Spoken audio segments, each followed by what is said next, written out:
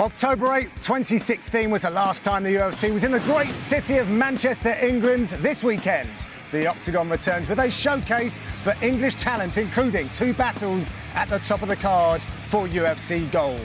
It all takes place in a brand new Co-op Live arena, the neighbour to the current Premier League champions, Manchester City.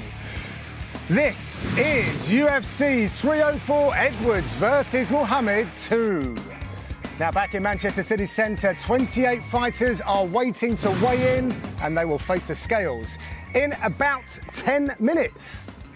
Before then, delighted to introduce you inside the Co-op Live Arena. John Gooden, delighted to be joined by 3 fighting greats. Of course, we have Hall of Famer Daniel Cormier, the first British man to ever hold the gold, and also Hall of Famer himself, Michael Bisping, and a man on a mission for UFC Gold, Michael Venom Page, MVP. First time here on the show. Yes. Welcome. How's Manchester treating you? Oh, I love it. Just came from Man United, got gifted. Oh, my goodness. Gift. You know. But you weren't the champions, like my team, Manchester City. Who's your team? Manchester City. Nah, we don't do glory. Well, why are you wearing the shirt? And why are you holding Arsenal? Well, let me just say something, man. Two good managers with teams that are on the rise. I support that. I recognize that these 2 teams could be something special in the Premier League, so I started to support them probably about a year ago. So we can't take your opinion on this, basically. This guy. Close to home, Michael, good to be back. Yes, obviously I've always repped Manchester. I'm from just down the street, a little town called Clitheroe, but this is the closest city. Always nice to be back. And the weather, surprisingly, has been pretty good. Yeah, so, nice. Yeah, all good. You guys getting mobbed out Great there. people Could barely here. get you into the car earlier, both. Yeah, I mean, it's a fighting town. Yeah. They love the fighters. They love the UFC. The energy this week is unbelievable. Yesterday at the press conference, this place was packed. Saturday night, it's going to be brilliant. That's the best about coming to places like Manchester, because it feels like a big fight week immediately. And this Saturday is going to be sick. I cannot wait. This is a place where they actually like you as well, isn't it? Yeah. Well, let's use that term loosely. You know, they see him on TV. Mike, they're stop. like, well, Mike. that's DC. Mike. Let's get an autograph. Mike. They're only asking for the sake of it. For the sale. They don't like For the it. Mike, Mike, you They're said, like- Mike, we don't get many hey. celebrities in Manchester. Ask for a picture. So in the UK, we say taking a piss. Yeah. So Mike, You please say don't what, take the sorry? piss. We take the piss. Mike, don't take the piss on me. I'm gonna Please don't take the piss on me, I will Mike. take the piss Mike, don't take the piss out on me. of you. And no one's taking a piss on you. That's a different Okay? channel. That's going to get us kicked off YouTube. Yeah. Okay? I will take the piss Well, out I of you. said I'm not. Well, take the piss, right? Like, don't do yeah. it. Taking a piss out of you. Oh, out Yeah, of you. out of you. Taking a piss Out out of of you. Not on you. you. Not on you. Darling. Not R. Kelly stuff. Different genre, my friend. Different genre. We don't Why go didn't there. somebody tell me this? I've been saying this all week. Well, there's a reason why we didn't tell you, DC. And we're going to leave that there. Right, we are going to take a look at the prelims. Let's pull up the board and see what we've got coming up for you this weekend here in Manchester. And 7 out of the 9 feature an English fighter, heavyweight Mick Parkin, and welterweight Sam Patterson. Will get the crowd going early. Cracking fight at flyweight, which I'm sure we'll be discussing, between Mohamed Mukayev and Manal Kapp. Jake Hadley makes a move to 135 pounds on late notice to face Kaylin Loughran. Molly McCann looks to extend her strawweight run as she draws Brunat Brazil. And Nathaniel Wood and Daniel Pineda always entertain. They are the featured bouts. Moving along to the main card, this is absolute money as well. Super important one for the local contingent. What a way to kick things off, as we'll witness top-ranked featherweight Allen versus Jakadze as well. That is a banger. CLD versus Robocop got moved to the main card. That fight promises fireworks. Paddy the Baddy gets a shot at the rankings when he faces King Green. And then it's fights for the gold. Tom Aspinall fights close to his home in Atherton against Curtis Blades in a rematch, all before another rematch and a grudge match for welterweight gold between Leon Edwards and Belal Muhammad. We are going to go over to the official weigh-ins now, where we are joined by Mr. John Anik, who will be leading the broadcast. John, how's things over in the city centre? Oh, it's great to be here. As you well know, Johnny, I went 10 years without calling fights in the UK before coming back here last year for UFC 286. So we're excited to be here in Manchester, and won't be long now, my man. I haven't seen you yet, so I'm excited to hook up, see how you're doing. I see your brother's in town as well. But before all of that, historic card here. We've got contenders, prospects, and also, of course, we've got the champions. This is a really big one for the UK and Ireland. There's no doubt about it. And even though I have suggested that the loudest ovation of the night is probably going to be reserved for Tommy Aspinall when he hits that tunnel, this card has been built around Leon Edwards, and rightfully so. And his popularity is really starting to get to a level in the UK that not a lot of people were expectant that it would get to. You know, Manchester and Birmingham, I don't have to tell you guys, not necessarily a lot of love lost between those two places, but I do think you're going to hear a lot of Leon support, and I still don't think the MMA masses understand quite how good the welterweight champion really is. I agree with you. And Leon and Belal Muhammad will be the first to weigh in, and I've got to get your thoughts on this one, John, because there's a lot to dissect in this main event. A lot has been said, a lot has passed as well, a big old saga, but what's going to be your leading headline for this one? Well, Leon Edwards was sort of the much maligned #1 contender without that #1 next to his name for so much time, right? And for one reason or another, he was not granted a championship opportunity, and then Belal became that guy. So I've been trying to figure out, is my pay-per-view open going to be thematically that, or is it going to be Aspinall and Leon Edwards? But I do believe that Leon Edwards has a lot of advantages in this matchup. I was at Belal Muhammad's house last night, spending some time with him. He's in a great place. You know, he's not sort of on edge as he has been maybe before previous weight cuts. I think they're both primal. I just think it's going to take Belal Muhammad's absolute best to dethrone the champion. Primed and primal. I like that line. I might nick that one later down the line. Now, we also have another rematch for the gold. Tom Aspinall, you mentioned him there. Curtis Blades, Tom Aspinall, Curtis Blades. Is there a more difficult matchup for either man in that heavyweight division? Well, I think Curtis Blades would tell you that Tom Aspinall is probably the toughest guy for him to beat, even though he has the head-to-head win against him. That was a 15-second fight that ended due to injury. And as DC can attest, and Michael too, Curtis Blades has been talking to us for 3 years now about his boxing and his reads and his vision offensively. He might fight instinctively and mix in a few takedowns. I think he's going to go in there and try to knock Tommy's head off, and hopefully he doesn't get countered. But I think Curtis is really going for blood. I think he's going to be throwing lunch boxes early, and may the last man standing win. He has waited a long time for this opportunity. Thank you very much, John Anik. Have a great weekend. Have a good weigh-in as well. We are going to need some, well, you're getting straight to it. We've got Yes. 2 minutes some crumpets for those teas. The guys at the weigh-ins can't eat, but we certainly can. Yes. So let's get that up here. Hello, Jimmy. Let's go. Wow. Doing well. I'm going to have to take a bit of the cream off the crumpet and put it in the We've coffee. got black For you pudding. all. I'm glad you didn't put that Enjoy in bon front of me. appetit. We can't get the stats these That days. was Bisping's. Don't need that shit That right was there. his request. Hey, do We'll not have eat to move that around. I'm not eating that black. Hey, I don't know what that is. Black pudding.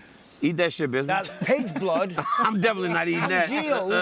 Nice bit of spice.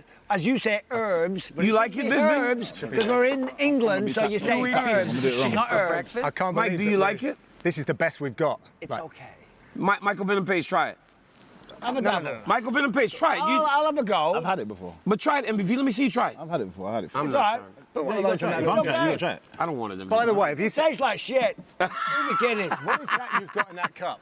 I hope Oh. that's not tea. Oh This my is- God. That is way too Hey, pale Bob. for tea. Yeah. Oh, it's cold. All right. You guys are so Oh. stupid. It tastes good. It's not. Ugh. It's not. It's pig blood.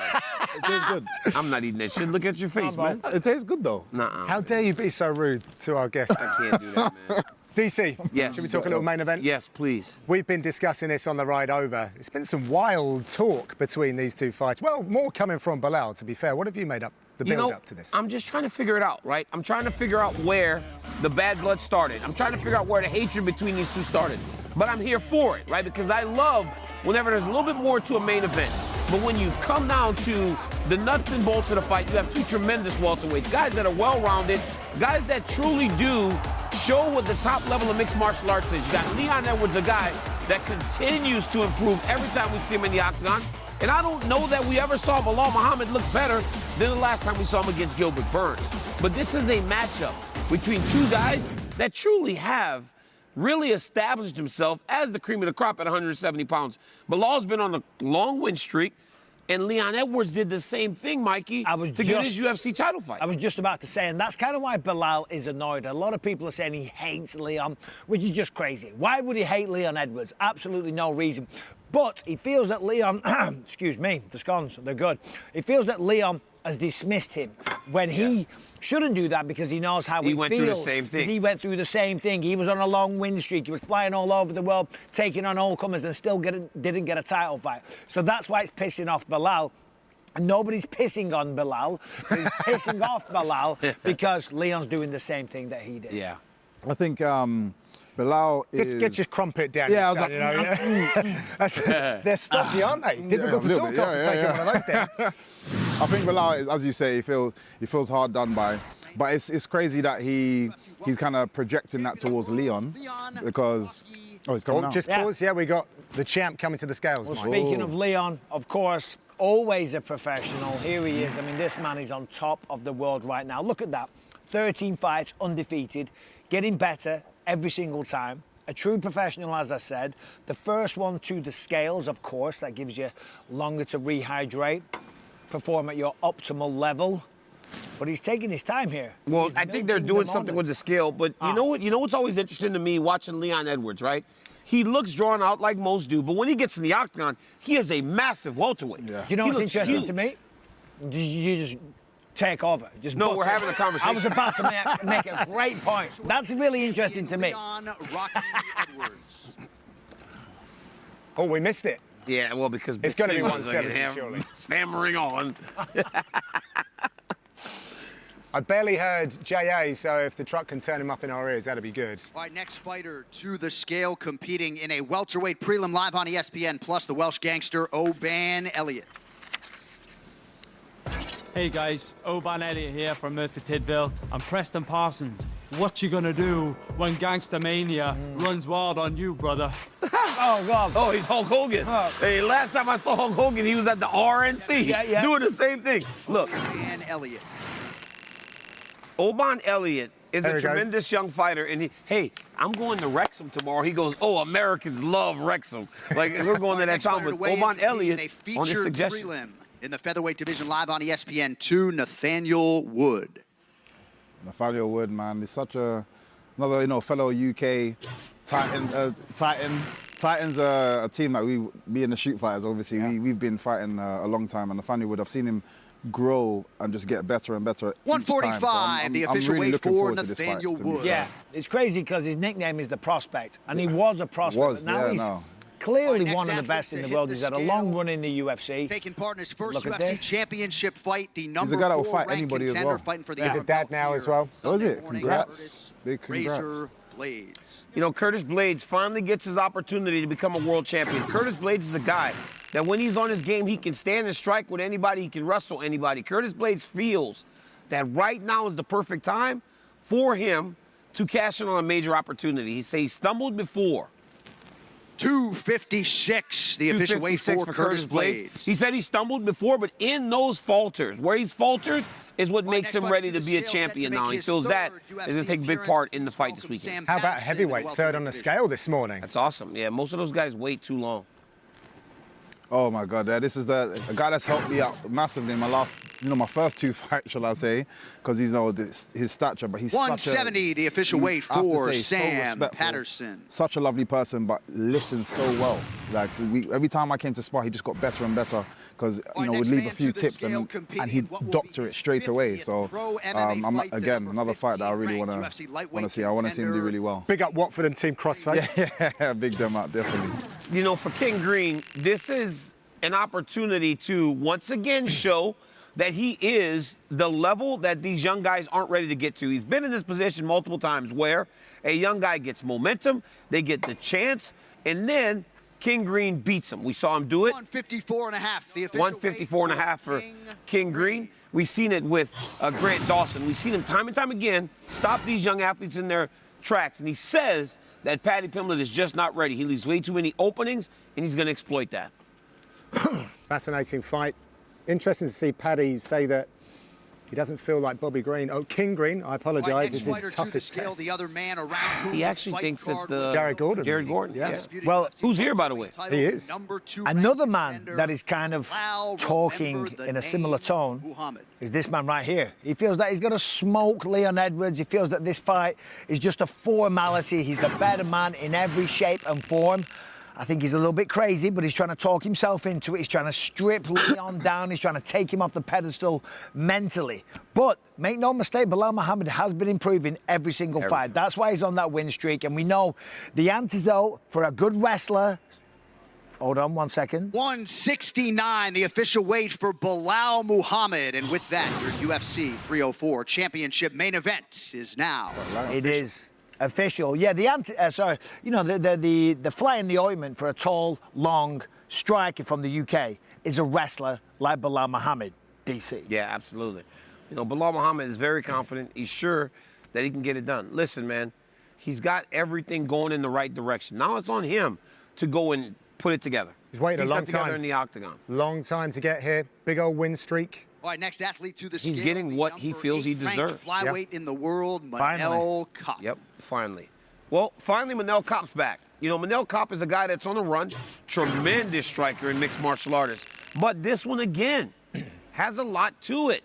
Him and his opponent are fighting in hotels. 125.5, the official weight for 125.5 for Manel Kape. These guys are fighting at the apex. Hey, you finally get an opportunity. This is the beauty in this job. You get to fight at the end of all the talk. Yeah. Manel Kape says that he's ready to put it on. Competing live on the guy, on his in the opponent. middleweight division. Muhammad Mokaev. RoboCop Rodriguez. Dead or alive, you are coming with me. Who said that? RoboCop. RoboCop, and here he is stepping to the scale. I love watching this guy fight. Gregory Rodriguez, I mean, he is all-out action. Massive power in the hands. World-class jiu-jitsu, been a world champion so many times. Ridiculously high-level BJJ. These days loves to throw down. He's got sheer knockout power, and I tell you what, he is never, ever in a boring fight. I'm a big fan of this guy, and he's going to bring it tomorrow night. Hold on. This is heavy, seems like. It's taking a while. 185, the official weight for RoboCop Gregory Rodriguez. Mark Radner, the guy on the scale. Mark does not mess about. Hey, bro, guess what? I ruined his birthday. I will get to that later in the show. Next fighter to the scale. You're ruining my day right now, so no surprise. Here comes Shauna Bannon-Mama B. She's put on her socials whatever it takes for this one. She's a world champion in 3 sports, MMA, kickboxing and Brazilian Jiu-Jitsu. Recently got an award from the mayor back home. Got injured, which is why we haven't seen her earlier this year. 115, the official weight for Mama B, Big Shauna old Bannon. smile for Mama B. She said that she wasn't properly prepared for her debut. A real whirlwind. She got caught up in a lot of media stuff. Didn't really wake up and go with her game plan. So laser focus for this one. Live on ESPN2, Meatball Molly McCain. Oh, Meatball Molly. She's coming on now. You know, again, it's somebody that I've been watching for a little while when she came on. There was so much hype around her amongst her and Paddy. She's had a bit of a hard time, but the way she's U-turned it, she's dropped the weight, got into a division below, and I think it suits her better at this weight. 100%. Definitely. She actually looked amazing in the last fight. I'm looking forward to this fight. I don't know if I've ever seen anybody change as much physically as Molly McCain. Well, Paddy did. Well, yes. Paddy's Yeah, Paddy's close. But I mean, she just looks so different compared to when she was fighting at 25. Kiefer Crosby, again, someone he's been in the game for a while now. He hasn't had the best of starts here at the UFC, but let's see. He's got a tough the official fight. weight for Kiefer Crosby. Made weight, but let's see how he progresses. Watch how you walk. Watch how you walk. Hey, Kiefer Crosby walk like he's the man too. Watch how you walk. Look, You gotta feel yourself, man. He's like that. Yeah, he's feeling himself up there. Kicking off the pay-per-view main card in the featherweight division, the number 10 ranked contender, Giga Chikadze. Giga Chikadze, this man brings it every single time. I know you like watching this guy fight MVP. I mean, the kicks of this man are phenomenal. And the attitude, he has the attitude to go with it. I had him on my podcast recently. It does massive numbers, DC. And when I was talking to him, I said, there's a bit of a Georgian takeover right now. Ilia Topuria, Marab and yourself. And he got mad. He's like, I am the Georgian takeover. Never mind anybody else. And I'm like, I love this. I said, so you're taking on Arnold Allen. He's a nice guy. He's like, I don't care if he's a nice guy. I don't care. I come here to kill him. I'm like, I love it. I love it. But just bring it down a notch, brother. No, he's great, man. I'm a big fan. I love watching him operate. He just off weight? Well, I think he's going to lose the undies. Oh, yeah.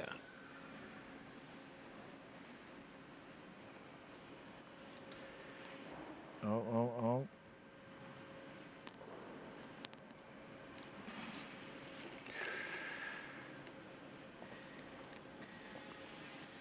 146, the official weight for Giga Chikadze. Nice. Just. All right, opens up the main card. Well, I think he'll get another go, right? No, he's 146. He's good. No, he's good, but if he didn't... Oh, yeah. He would have so 1 hour. Okay. It's so confusing how these weigh-in rules are so different in different places right now. I want to get it back universal. It should be. Yeah. It's confusing for the fighters. It's a little confusing because sometimes you have a last fight, like it was like you're weighing now. Yeah, and that's it. That's it. Yeah, like for your Right, fight. next fighter to the stage, competing live Well, on we've got Paddy pay-per-view in the Pimblett. Funny lightweight that division. when this guy Paddy, walks the into the Paddy arena, Pimblett. the place goes absolutely crazy. He's brought a type of stardom to this place. I've seen people wearing his wigs. And 156, stuff. the official weight it's From way for back when Paddy as well. Pimblett. From way back when, and he's bang on weight.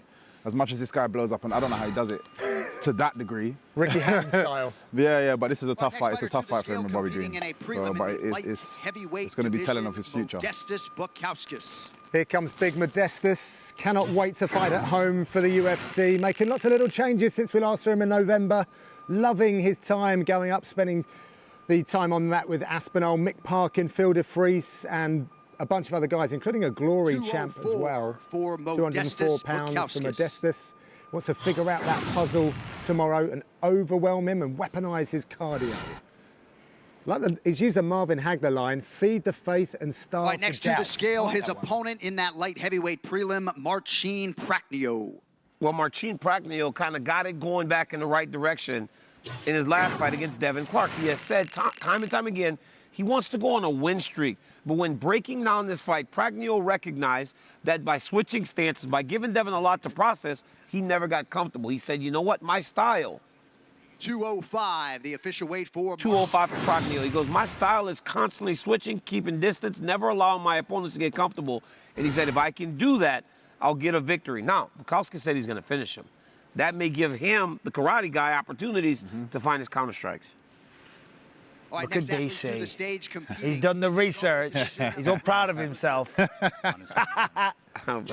Here walks Bruna Brazil.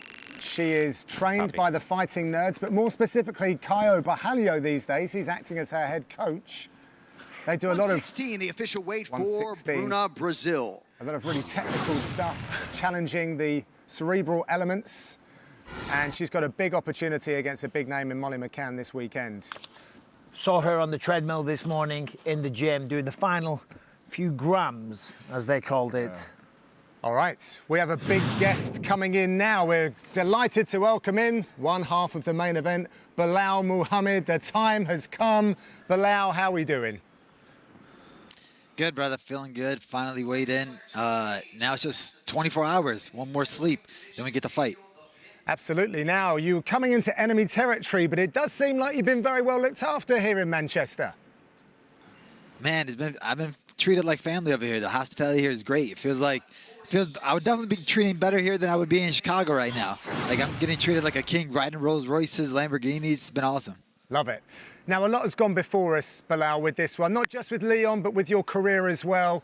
With all of that in mind, with the win streak, the big wins, the rematch, like, where's your head at just a day away from the biggest opportunity of your life? This is what I've been working for. This is what I've been dreaming of. This was what I've been grinding for. Now it's finally here. We took the long road to get here. Now it's my season. This is my time. This is my moment. And I'm not going to let it slip through my fingers. You know, Belal, when you guys come together yesterday, you go face-to-face for the first time. What's the energy like when in front of Leon Edwards? Was it similar to the first time, or does he carry more of a champion aura today as he's defended that belt multiple times? No, my aura is different now. Now I feel different. When I was in his face, I could just tell that he's not comfortable there. And he could just tell that I'm comfortable there. You try to do that stupid little flinch. Yeah. We didn't move a muscle. That was Mama mentality. I know you saw that, Kobe Bryant. In me. I saw it. Hey, Belal, that's what I was saying. You give him the headshot dead, he flinches at you, expecting you to kind of jump, and you gave him nothing. Bro, we're from Chicago. You think we flinch off of a guy from Manchester? Right? We ain't going off of that. But that's a win, right? Because when you're in a build to a fight, you want to win every time you come together. That's a win, right? Leon gives you something that doesn't really, it actually makes it look like you just stood right in the face of that adversity. Yeah, 100%. That press conference was kind of lame, right? You couldn't hear anything. The crowd was booing anytime anybody from America said a word. But I stole it with that right there. That non-flinch, that was game changer. Yes, bro. How you doing, man? I have to say, you know what?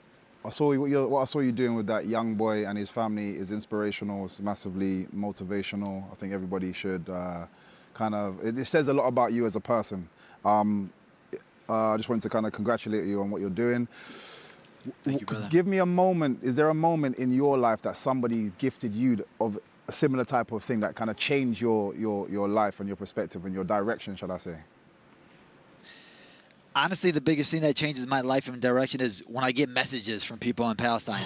And at first, I didn't realize how big I was to them or consider myself a hero or anything like that. But then when I started getting messages from them like, hey, we love you, you know, I lost my house, but I'm looking at you and you're my hero and this. And then even when that kid and his father came down here, and we brought them here, and his father was like afraid to ask me for a picture because he was like nervous, and he's like, "Can I get a picture with you?" And he's like, "I said, bro, are you serious? You're the heroes. Like, you guys are fighting the real fight. The sport is really nothing to me. Like, you and Jude to make it out, to be over here, and to like find a new life here. It's you guys are the real ones right here. And like anything I could do to put a smile on their face, it just that's the least I could do." I love that, man. I really do. I love that. Is there a moment? What type of person would your parents say you were as a child? As a child, what type of personality was you as a kid? As a child, I was a hothead. I was always getting in fights. I was always on the street. Like, I was always wanted to play sports because I had moments in my life where my parents and my brothers and kids, like, we didn't have that. We were in the nicest neighborhood. So we would always, like, go out, be out late and freaking just be fighting on the streets. But when I started martial arts, I started late. That's when, honestly, it, like, tamed me, brought me down, and calmed me down all the time because I'm always in the gym. Whenever I do anything, I'm locked in and I'm so like addicted to it. So once I started this sport, I got addicted to it and it just calmed all my other energies. That's cool, man. Belal, what's going on? Bisping, answer this. Why do you hate Leon so much? Because things have got very heated between you two. I just think it was the whole sequence of things, right? The disrespect I got from that first fight, the disrespect I got from the fans, that whole situation, the whole scenario, the way he tried to play it off, and his team tried to, like, shun me out like I wasn't worth their time, like I wasn't good enough. And I've been getting that same type of disrespect from everybody. So for me to get it from fans, I don't really care about from the trolls, but to get it from other fighters who knows how hard it is to be at the top of the sport, how hard it is to get into rankings, how hard it is to climb. And he was just where I was a couple of years ago, right? And he just forgot about it and acted like he's better than me and bigger than me now, and I'm not worth his time. So tomorrow night I can show the world that I am the best in the division, and I am the best in the world, and I am better than Leon Edwards. Okay, well, best of luck tomorrow night. And then last question from me. Manchester, first of all, you loved it, then you didn't like it anymore. Now a bit of time has passed since the press conference yesterday. What are your final thoughts on Manchester? Do you like this place, or can you not wait to get out of here? No, honestly, I love it, man. The community's been great. Anytime I meet the community, it's been amazing. I was just getting, like, little kids giving me the middle finger yesterday. I'm like, bro, what's going on? Good thing you got to be 18 or older to get into the event tomorrow, because I'm like, these little kids are, like, cursing me out. But we went to a community gym yesterday. It was, like, the best feeling ever, right? Little young boxers and everything asked me for advice. It was cool, man. Anytime I get to meet real kids, real people, real fans, it's the best. Hey, Belal, if a dude from Manchester flinch at me, too, I'm not jumping, Belal. Biz been flinching my face all the time, too, and I'm like, what's up, Mike? Come on, boy, jump then, fool. I'm saying jump, Mike. Belal, we won't keep you any longer. You said it earlier, you earned this the hardest way. We're all super happy to see you here competing for gold. Best of skill to you tomorrow night. Thank you, guys, man. Appreciate you guys. All right, we go back to the weigh-ins. All right, next fighter to the stage, the other half of the featured prelim in the featherweight division. My name is Daniel Pineda, coming out of Houston, Texas, repping the 4-ounce Fight Club. And I'm here in the UK to get that 304,000. Hey, Dana, no more 50,000. Let's make it 304. 146, the official weight for 146 Daniel Pineda. I mean, can we stop? Yes. Can we stop? He's not going to do that every time. He's not going to do it every time. All right, next fighter Let's to just the be stage, honest. competing Just stop in a going on about the middleweight main bonuses. card, They went up to Belal 100K, I heard. Yeah, they squeezed Yeah, the they 100. did. That's enough. Let's No, keep that's it going. 304. Take 100. Leroy Duncan. Let me see if he makes. 185. I'm looking for. I just Christian. think this is going to be a bit of a difficult one for him, to be fair. But He's got to stay clean. he's got to stay. He's got to be very composed the whole way. Gregory won't let him. Yeah, it's going to be a difficult. Gregory likes pressure. Yeah. I've That's seen gonna be fun. CLD in the gym, man. He is electric. He is good. He's so good. Well, speaking of pressure, here is Pressure Preston Parsons. How about that for alliteration? The Triple P. And that is what he brings every time he fights. A lot of pressure. I love the way he performs. The wrestling that he has is non-stop. The pressure is non-stop. He's got great striking. Very much in shape, but I'll tell you this, he doesn't like Manchester. He said it's dirty. He said there's a lot of litter. I like Manchester. I'm like, he needs to go to bro, London. it's a city. I have been to many shitholes in America. Okay, Mike, let's DC? not- watch your dirty mouth. Well, I'm telling you right now, it ain't all sunshine and rainbows in California, bro. Anyway, Mick Parkin, here he is. Big Mick, undefeated, training partner of Tom Aspinall. This is a good test for him here tonight. You look at it, see him there just scratching his head. He's just such a... 264. The Chilled. official weight. Yeah, he's a big, strong, cuddly teddy bear, but he's a monster inside the octagon. He feels that he's way better than his opponent in every way, but he said it very respectfully. So, all the best to Mick Parkin tomorrow night. You know what I think the problem is? And I'll tell you exactly what it is. Please.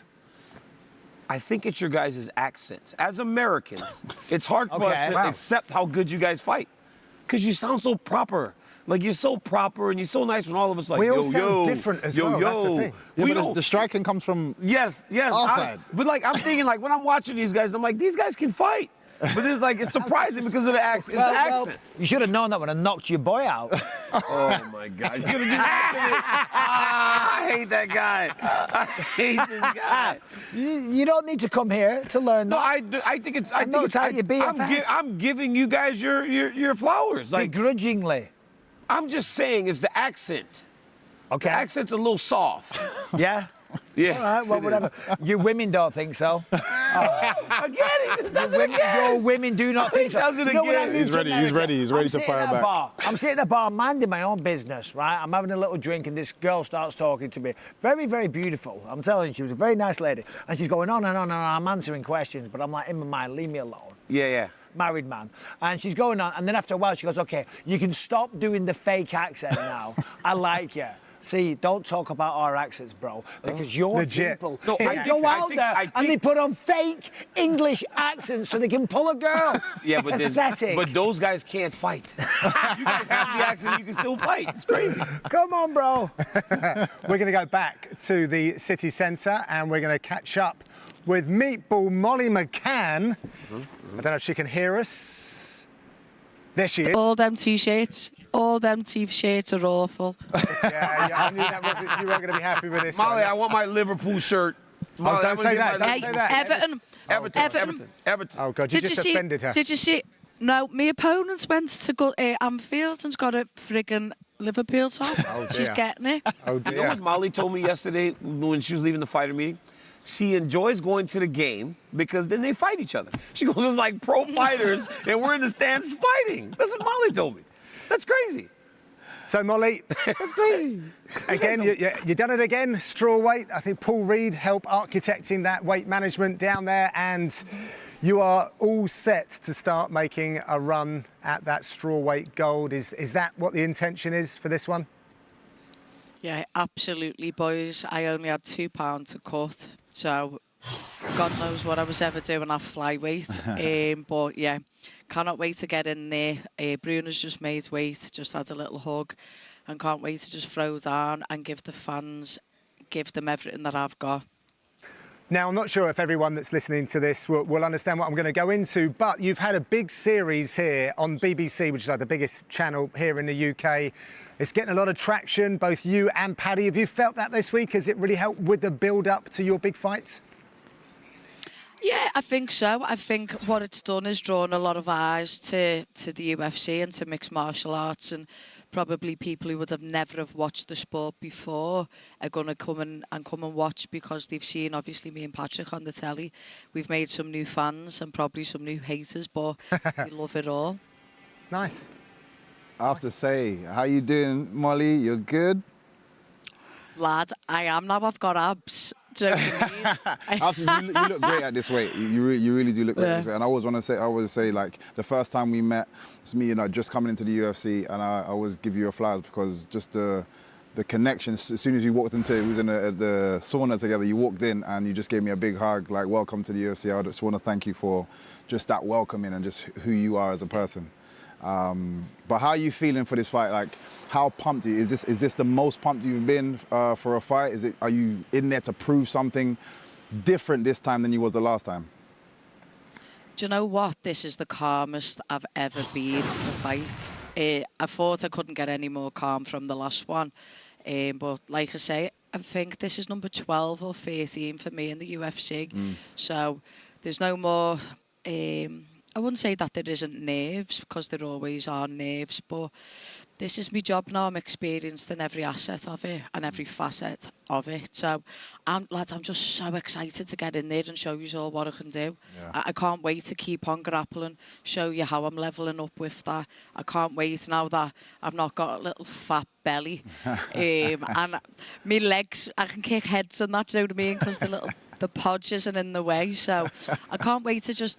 If there's anything that you all know about me, is that I develop and I grow and I work hard and I listen, and that's all I'm trying to do, just be a better mixed martial artist every time I get in there. And my opponent's going to try and absolutely kick me head in, and I'm going to try and put her head through the canvas and make the best woman win. You know what, and when you envision this win, and I'm a visual person as well, so a lot of times I always see the victory. What can you see most likely happening in this fight? I'm going to control the distance in the centre of the cage, put it against the cage, and then take her back and choke her out. Love that. Molly, how you doing? Michael Bisping here, the godfather of British MMA. Apparently, I feel very old. Molly, you're talking about educated pressure. You're talking about being calm. You talk about being technical and all the rest of it. You know damn well when you walk out there and the crowd goes mental and they're all screaming your name, it's going to be a classic Molly McCann performance. And I can't wait for it. I know. Do you know... I will keep my head and I will keep steady. But if they all start singing, Molly, Molly, Molly, Molly, I don't know if I won't take it up to gear 6. I might just fly out there. But I just really want to stay composed. Yeah. I need to practice at the high, like this is the highest level. When I'm going to be working up them rankings, I can't let the emotion overtake me. And that's the only thing where I fell into danger, Mike, when I've started fighting with my heart and overextending on that backhands and I've been taken down. That's my issue. So, fire in the belly, ice in the mind, big man. Yeah, exactly, Molly. And that's always the hard part. Even for me, when I was pushing 40 years old, I was still working on the mental side and maturing in that regard. So all the best on Saturday night. And I didn't become a champion until very, very late. I was almost 40 years old. So, Molly, good luck this weekend. And don't give up dreaming, because you can do it. Lad, who did I say I was going to emulate? You know it was you. My journey wasn't straightforward, neither was yours. People's champ, get it done. Any day, any time, any weight, we'll have it. So thanks to the inspo. See us after the fight. Let's go. And get that shite off your shirt. They made me wear it. I know nothing about football. Molly left before I can even answer questions. I guess that's me wearing this shirt. Supporting the champions is a bad thing nowadays. Yeah. Well, it is if you're an Everton fan. You just accuse her of being a Liverpool fan as well, which is crazy. I think we're going to go back to the weigh-in. Excuse me. Hold. We're going to hold that thought. All right, next fighter to the scale, charged with kicking off the pay-per-view main card, the number 6 ranked UFC featherweight contender, Arnold Almighty I absolutely love his growth. I was there for one of his earlier fights in Cage Rage, actually, and saw it. Again, he always seems to be the underdog that comes out and just puts on an absolutely... shocking display, but it shouldn't be shocking anymore. He's made weight, obviously, and so professional, so composed. I think he's almost there to get to that top spot. You know, I saw with Max Holloway that he's very close. Yeah. In the heavyweight division, and we just realised the rebirth of Max Holloway again, right? Yeah. Here comes another big man, Lucas Brzeski. Turned his career around with a close-run battle against Walter Walker. Felt the glory of getting his arm raised in the octagon for the very first time. Didn't put so much pressure on himself for that last fight. It really worked out, earned himself a new contract with the UFC as well. So growing in confidence, did his camp out in Warsaw at the same gym as Jan Błachowicz. So let's see if he can build on that last performance. 235, the official weight for Lucas That's a small Dreschke. heavyweight, isn't it? Yeah, I mean, you don't have to be 265. You don't all have to have stomachs like DC. You know? Some people try and be athletic. I just don't understand it. I don't understand why you constantly take the piss. Because we're friends. You constantly... Because we're friends, DC. If I didn't like you, I wouldn't do that, You would I? constantly take the piss. I'm sorry And to you interrupt do to Spencer. me. We have a very esteemed guest waiting for us to speak Can with I us. It guess? is Paddy Paddy the Pimblett. Baddie Pimblett. He is over in Manchester City Centre. He is weighed in. How you doing, Paddy? I'm sound. Happy days now, I've weighed in, like. So, big build up to this one. You know, a lot has gone before. Who started the feud? That was all resolved. King put his hand in the air and said it was all about me. But this has surely got to be your biggest test on the biggest platform ahead of you tomorrow. Yeah, I think it is, you know what I mean? It's probably going to be my toughest fight to date. But, you know, I'm going to come in and pass the test with flying colours. Stop calling him King as well, lad. I think it's Bobby. He changed his name. I'm trying to do the right thing, Paddy. Anyway, Michael's And got the a right couple thing is questions to for you. call him Bobby or Yeah. Robert. or call him Ming, because that's, you know what that means. DC doesn't. Ming Wow. Green. I just gave you that one. I shouldn't have said that. Anyway, listen, all jokes aside, right, and all trash talk aside, this is a big moment for you. He's a ranked opponent. I know you're confident leading up to it, but now, in your mind, Paddy, how's the nerves? Nerves? What are they? There's always nerves. Nah. Well- No point in being nervous when you know you're going to win. Well, there should always be nerves. I always say if you don't have nerves, you're either stupid or you're a liar. Come on, mate. When you're walking out there and you're fighting the best people in the world, it's got to be a little bit of adrenaline. That's good for you, Paddy. No, yeah, when I'm walking out, lad, I'm not nervous now. Oh, I'm yeah, sitting no, here, of lad, course. just had a Talking to drink. me. You know what I mean? Wouldn't expect you to be nervous talking to me. Talking to you with that snide top on. They made me wear it, Paddy. I know. They made me wear it. I don't even watch football. Paddy, Yeah, he's lying. proper glory hunting there. Paddy, he's a glory hog, is what he is. He's a glory hog. Hey, DC, Paddy, look at this. I'm wearing stand my up, second Manchester City shirt of the Stand week. up. What's You on want to your- talk about a glory hog? And Paddy, look what's in my lap. Paddy, look what's in my lap. I mean, I'm all in, baby. I'm trying to win. Well, Paddy. there's no glory hunting with an Arsenal shirt, lad. They don't win nothing. Hey, steady on there, Paddy. Steady on there. Okay, so Paddy, I remember whenever I first spoke to you when you got to the UFC, you spoke about DC. Just wait until you see my walkout, the energy, the song, your energy walking to the octagon. What are you expecting from this crowd when you're right close to where you're from when you hit that curtain in terms of energy that this crowd gives you? Yeah, this is going to be the most special walkout so far, to be honest. We're back in the north, and I've had some of the best walkouts of my life here on Cage Warriors and stuff like that, but this is going to be a whole new ball game in a brand new arena in Manchester, 30 minutes from my house. When I walk out, there's going to be some absolutely amazing energy in that place, and the adrenaline that goes through my body is going to be insane. People keep asking, oh, what are you going to do to fight at 4 in the morning? When that music comes on and I walk out, the adrenaline what runs through my body, I don't have to worry. You know, that energy is great, and I know that when you said, if you ever get a chance to do it in England, I said, okay, I can't wait. Now, last thing before, you are from Liverpool, you love the town. Molly told me you guys sold an absurd amount of tickets. How many people are going to be in this arena this weekend? And also, Paddy, I'm going out to Anfield on Sunday to check the stadium out, so maybe I'll have a Liverpool shirt the next time you see me. I hope you do, lad. I hope you. They'll definitely give you one anyway, DC. They'll definitely give you the shirt, so you'll definitely have one. So make sure you wear that. But yeah, there's going to be thousands of Scousers there to watch me and Molly, you know what I mean? And obviously it's not just Scousers. There's going to be Manx, Brummies, Cockneys. A whole of England's going to be there to watch us. And then, not as I say, not even just that, all the Jocks, all the Welsh, all the Irish there to support us. There's going to be people from all over the world, never mind just the UK. I actually want to ask you something football, related. You're a Liverpool supporter. Your manager, arguably for me, as you a great manager. Just being unbiased to the team that I support, you know, I think he's an exceptional manager. But he's obviously leaving. You know, who do you see replacing that can actually carry that Liverpool flag properly forward? Well, we've got a new manager now, haven't we? Big Arnie Slot lad. I'm just hoping that he comes in and steadies the ship, know what I mean, and takes it by storm. Like, as I say, his name's Slot. I hope he slots right into Jurgen's place and takes over the team and starts winning trophies straight away. That's what we're hoping for.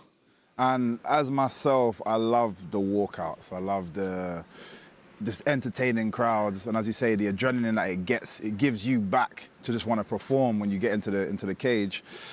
Do you actually, because I'm a person that actually sit down and I picture and I envision and I plan what I do. Is that even a thought for you when you come out, or is it just like I just know the energy is going to be there? No, I don't plan me walkout. Like, I just know that the energy is going to be there. I've got a few things up my sleeve for Bobby. Like, you know, like people just think I'm coming out to take him down immediately. I'm not. I'm going to bring out some flashy kicks like you, brother. You know what I mean? I'm going to bring some kicks out that people aren't going to be used to from me. Nice. Hey, nice. Paddy, before you go, I just want to tell you, man, you guys, you Liverpool fans, are a different bunch. We got a guy working on our crew here. He's got a Liverpool tattoo. So when you love Liverpool, you love Liverpool, right? Yeah, we're Scouse and proud, lad, know what I mean? A lot of people I know have got Liverpool tattoos with 6 stars because we've won the Champions League 6 times, double the amount of any other club in England. Oh, man. Yeah. Paddy, we're going to let you go. Just one last thing, though. On Monday, you'll likely have a number against your name. This is the opportunity to get into those rankings. How close are you to realising your dream now of becoming a UFC champion? Obviously, every fight you win, you're a step closer to realising your dream and becoming a champ. You know what I mean? Every single fight you have, I win, I could become a step closer. But obviously this time, win this fight, take my ranking. And I'm not even thinking about the title, to be honest. I'm thinking about Bobby, getting Bobby out there, finishing him, taking me ranking, and proving all the fans right that have followed me for years and said that I'm going to do great things. And also shutting all the idiot haters up who've called me a fraud and said I'll never get ranked, I'll never get nowhere near the rankings. I can't wait to I can't do it because we're on national television, but put a big middle finger up to them. Hey, Paddy, as you leave, just take a look at this stupid guy sitting on the side of our desk here. Look at him. Look at this dude. Oh, yes, lad. Good luck, Paddy. Yeah, have a good one, Paddy. You know that. You always bring very energy, much. you and your firm, so have a great one this weekend. Thank you very much, boys. See you later. See you in a bit. Enjoy the rehydration. Full tattoo.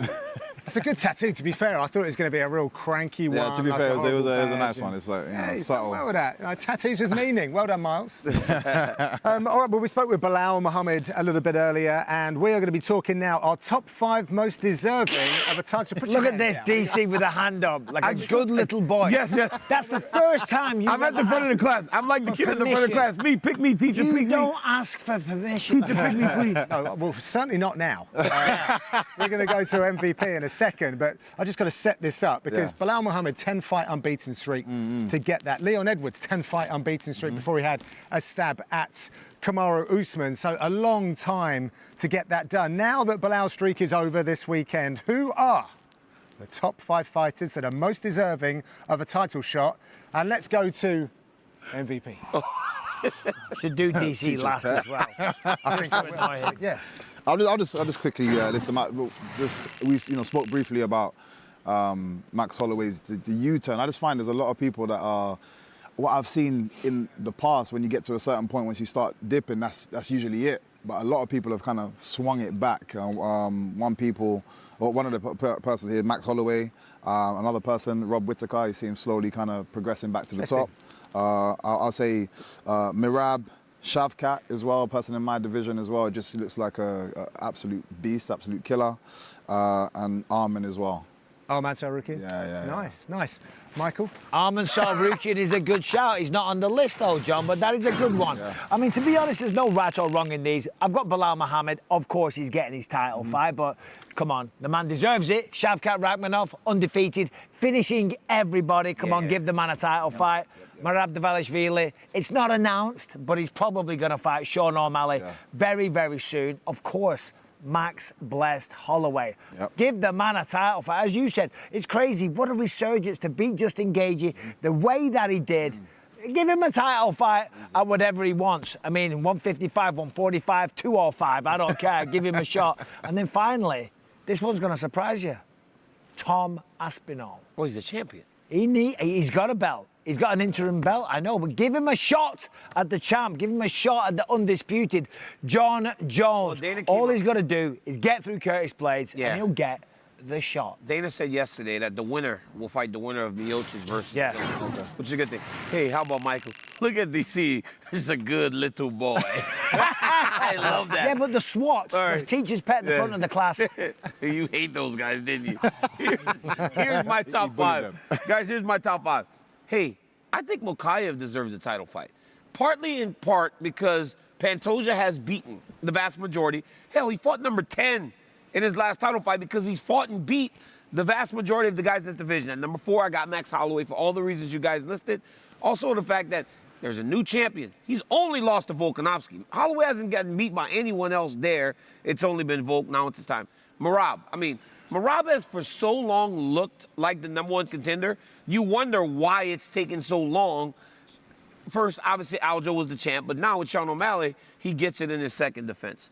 Belal, and then my last one is Ankalaev. Now here, the Ankalaev thing Oh my God, Ankalaev. Listen, yes, so the Ankalaev thing's tricky, right?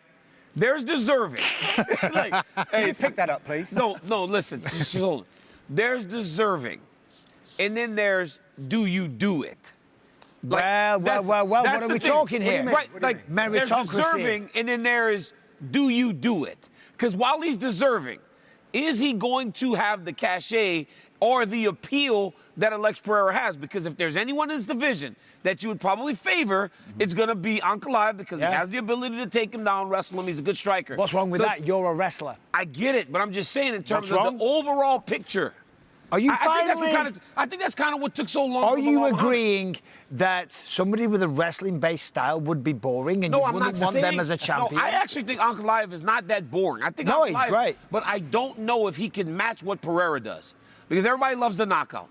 Everybody loves the knockout. So now when you see Pereira knocking out all these strikers, it's like, are you really going to put him in there with a wrestler? So while you're deserving, I don't know if you do it. But I think it does do it because it asks the question, because there's a lot of critics like yourself, like Anthony Smith got criticised a lot, saying, he's getting all these favourable matchups. Well, this is the one. But if he can be, hold on, let me finish my point. If he can get through Magomed Ankalaev, then everyone can shut up. Yeah. Well, do you know what I'm saying? To the next thing, right? But I'm being fed some information that if Ankalaev and Pereira do it, Ankalaev is currently a 2-1 favourite. See what I'm saying? But see what I'm saying? Like, but do you do it? Because, I mean, Pereira right now is actually selling pay-per-views. He's knocking dudes out. The best man's got to win, though, right? Hype. There is so much hype around him right now. And, I mean, are there any other fights is what you do. You kind of, it's like star building. You kind of push the can down the line until eventually that can can't be pushed no more. Well, unfortunately, not everybody has that kind of star quality. They don't know how to kind of exude that. So what do you do with those people? Do you think that when you look at these guys, right, it's the same thing. That's what took Curtis Blades so long. That's what took Curtis so long.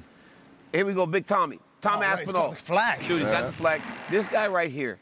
And look, this is the type of guy that has a star quality. Yeah. This guy as the heavyweight champion could resonate. This guy has tremendous striking. He has tremendous grappling. He can wrestle. He pretty much do it all. He's in great shape. He doesn't even look like he did in New York City. He goes, I wasn't even in shape in New York.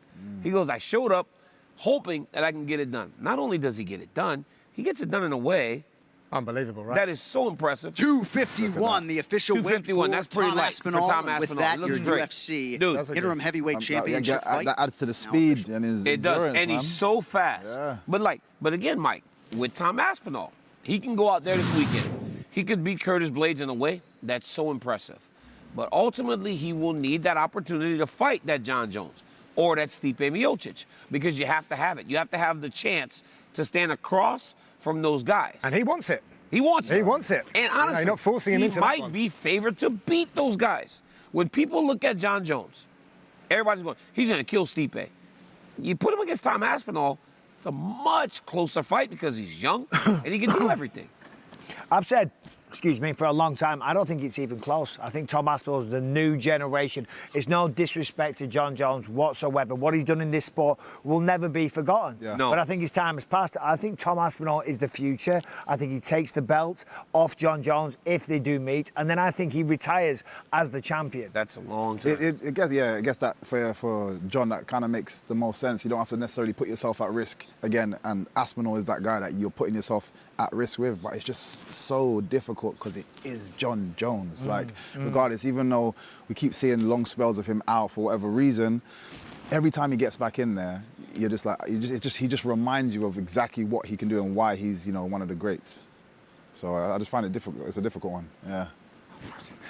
I just want to go back to the point that we were discussing about deserving of that title shot. And Belal's waited a long time for this. Leon had to do it. Belal is going through that right now. Michael, of course, it took you a long time to get there, the ups and downs. Does it kind of make it a little bit sweeter when you finally get there? I mean, I guess so. I mean, it's all just part of the journey, isn't it? And not giving up on yourself. I didn't go on a long, sustained, undefeated run like that. I got to a #1 contender matchup several times, and then I fell short. That's just the way it goes. So for these guys, I can't imagine what it must feel like being on a 10-fight win streak, an 11-fight win streak, and still not getting a shot. I mean, I made a lot of noise and annoyed a lot of people with my mouth beforehand. If I was 11-0 on an 11-fight win streak and I wasn't getting a shot, I would be the most obnoxious bastard. Yeah. You'd ever and rightfully so, though. Yeah, of course. No wonder Belal's annoying everybody. No wonder Belal's It's true. He's forced to. He's forced to. This is what. But the thing is, I tell my teammates this all the time. You need to remember, you are a brand as well as you can fight. Just fighting and winning doesn't always get you what you want. You need to be able to market yourself. You need to be able to pull in the eyes, pull in the supporters, because part of exactly what you're saying about being deserving, but whether it's people want to see you in that position or not, regardless of that, you need to be able to sell tickets. Does it make it heavier though, DC? Because now you've worked so hard. Now you're finally there. It's like, I'm not sure if I'm going to get this again after, because I have to rebuild. So is there more pressure on Belal now that he's had such a long road to the championship? I think there's a chip you carry on your shoulder, right? And I think it raises the danger factor, right? You know that you have to get it done. I think that these guys are a little bit painted into a corner. When you have to wait that long, another one's not coming with a short win streak, like Robert Whittaker. Robert Whittaker made his way after he went to 185, became the champ. Now he has to keep working his way back to championship opportunities. It doesn't happen fast when you've gone that long unless you win, right? Sean Strickland waited a long time, but he won, proved himself valuable. Now he's always close. Belal Muhammad needs to get the job done tomorrow. He has an opportunity. I think that this chip that he's carrying, while some may view it as, it's a bit annoying. It can be a bit annoying. But I think he's trying to kind of change the idea of who he is, because before, he's just winning and nobody cares. Right. Right? You're either going to care one way or the other. And it's like, I couldn't imagine, though. Like Mike said, 10 fights. Dude, I won 3 fights when I got to the UFC, and I was already calling people, hey, I need a title fight. I need a title fight. I barely started. But the thing for Belal, though, think about this. Throughout that time, because it has been a long time, he's getting better and better. He's improving with every matchup. He's taking on different styles. So now, if he had gotten it earlier, maybe 5 fights ago, he might have lost. Now, with all this momentum, all this experience, every time you go through a training camp, you learn about your body, you learn about the process, the wake up. Now, he just might do it. To your point, Mike, you said if it would have happened 5 fights ago, when did him and Leon fought how many fights ago? 5 fights ago. Exactly, right? And Leon kicked him in the head. He seemed to be beating him, right? Leon he was beating him. Is Belal's better today? He's better equipped. So even on that night when he got eye pokes, it was almost like, this is okay, because now I know what I need to improve on. I need to get better in these areas, because he was behind Leon, Mike. Yeah, 100%. Leon hurt him bad early, and then Leon started the second round, touched him up a couple times and poked him. but then 5 more fights to get better. You've been in there with the man. And before, they were fighting for something that wasn't a championship. Now, he gets the same guy that he's experienced in a title fight. But that's those are the variables. The fact that it is the title shot, is there added pressure now? Are you gonna like be a little bit more tentative when you're going to do things? Is the fact that he rocked you in the last fight, is that still in your mind in those moments when he gets caught again and he starts like this? It's still not as simple of just, oh yeah, we're just having a rematch, you know? And because they didn't get to experience the whole fight. And at the same time, Leon's continued his success as well. Leon's gotten improved. better. Exactly. Leon's got, so that's what I keep, that's what we see in this fight, right? Both of these guys, honestly guys, everybody watching this, they want to disrespect each other. Belal said, I watched him and I'm thinking to myself, this man sucks. Leon goes, his feet are still too slow. His arms are still short. It's like they don't want to acknowledge the improvements that the other has made. But I gotta believe that secretly they do. I was gonna say that. Right? Because this might all be for the public. Because you gotta know Belal Muhammad's not the same guy. You can watch it in the Gilbert Burns fight. 3 weeks on Ramadan. Goes out there and beats Burns. Leon Edwards. Belal tells me, well, Kamaru wasn't the same. He was not as confident. He lost. Leon Edwards fought better. It's like they have to acknowledge that. But it's that thing that makes them not want to give the other credit. And I believe that's what makes the fight so interesting to me. Yeah, they're so close, right? With all the so close. Mathematically and all of that stuff. Well, on this side then, on the Leon side, it is becoming increasingly difficult to sustain being a champion. It seems like the days are gone where you've got like 9, 10 fight defenses, and Leon this weekend can equal Islam Makhachev's 3. So, gentlemen, that leads me into who do you think has the best chance of a sustained championship run? DC, we'll start with you first. I think Tom Aspinall first. I think Tom Aspinall first. Are we what, as an interim champion? No, as the champion. Because I believe it's not even there yet. No, here's the deal, bro. Here's the problem. Here's the problem. It's hard, right? Because we can't predict fights, and it almost feels like you're predicting the fight. But what I'm saying is, I don't know that John Jones fights Tom Aspinall.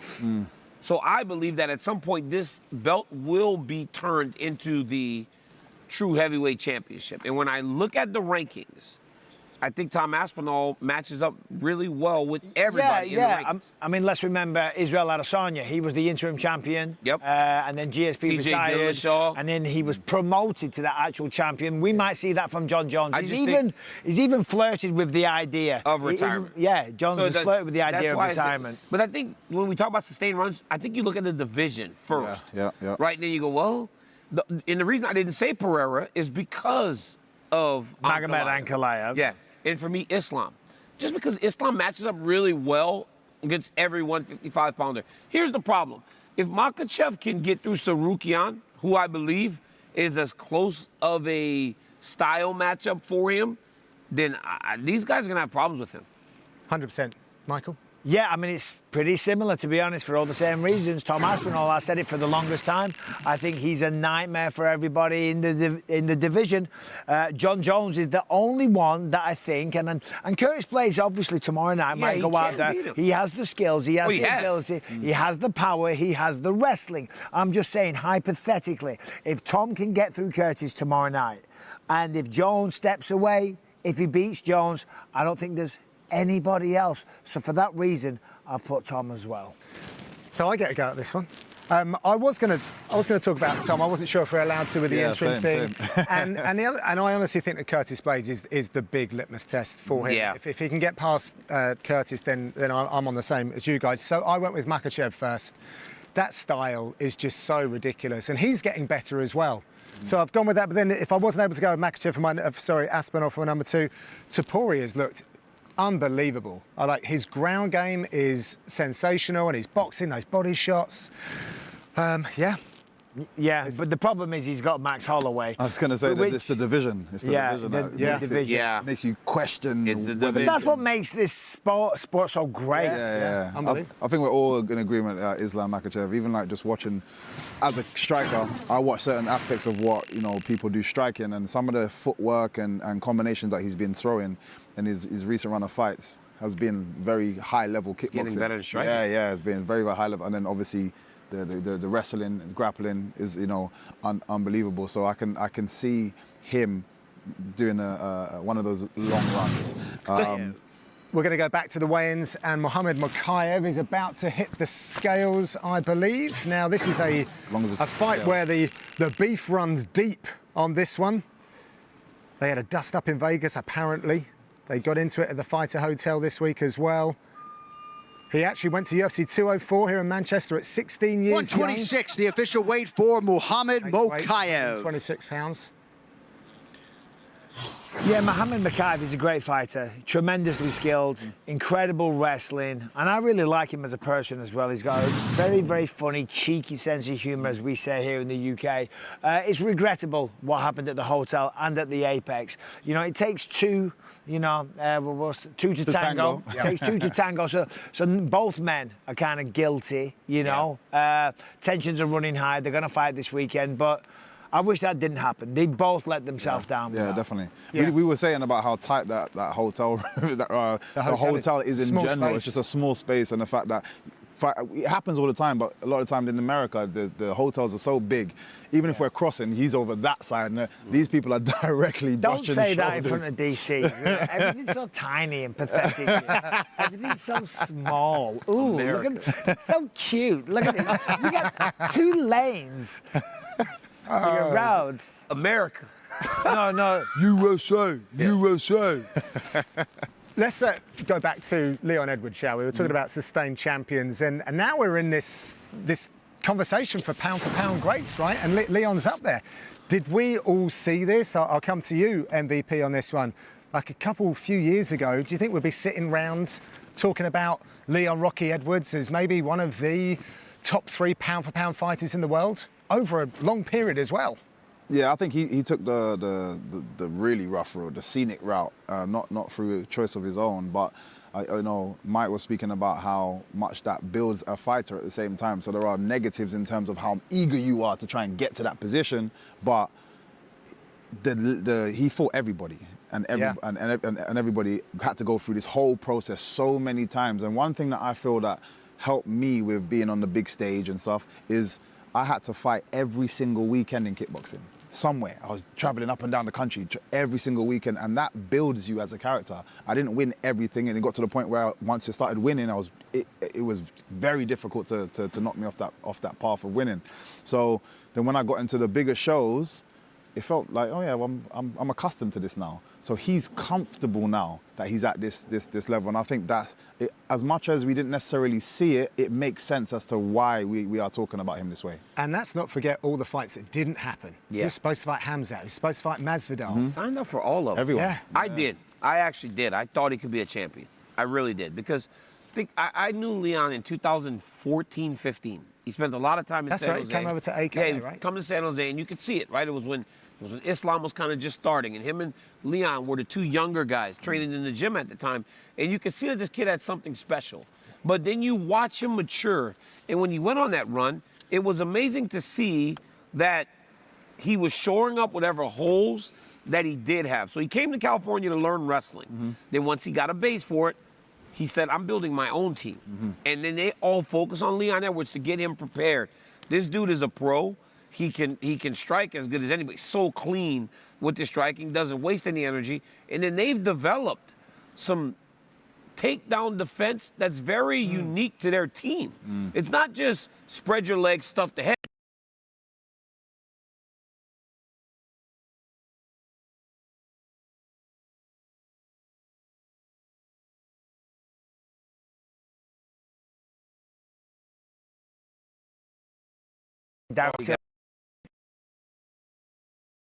It was against Gunnar Nelson. Gunnar Nelson. Oh, yeah, sorry, yeah, no, Not even a local. but he was saying because of that rivalry. Yeah, because of that rivalry, and Darren was like, listen, I've got more support and all the rest of it, and now we've seen how that's played out. Love Darren, by the way.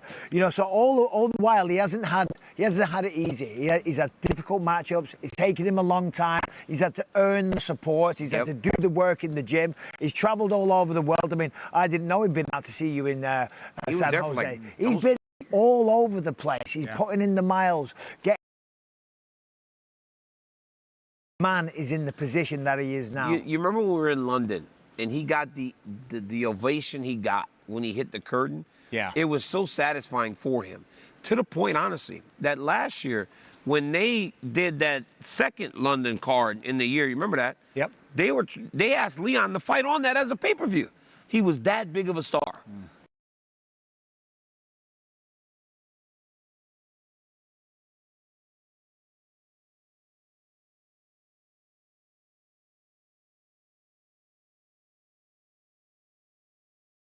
At one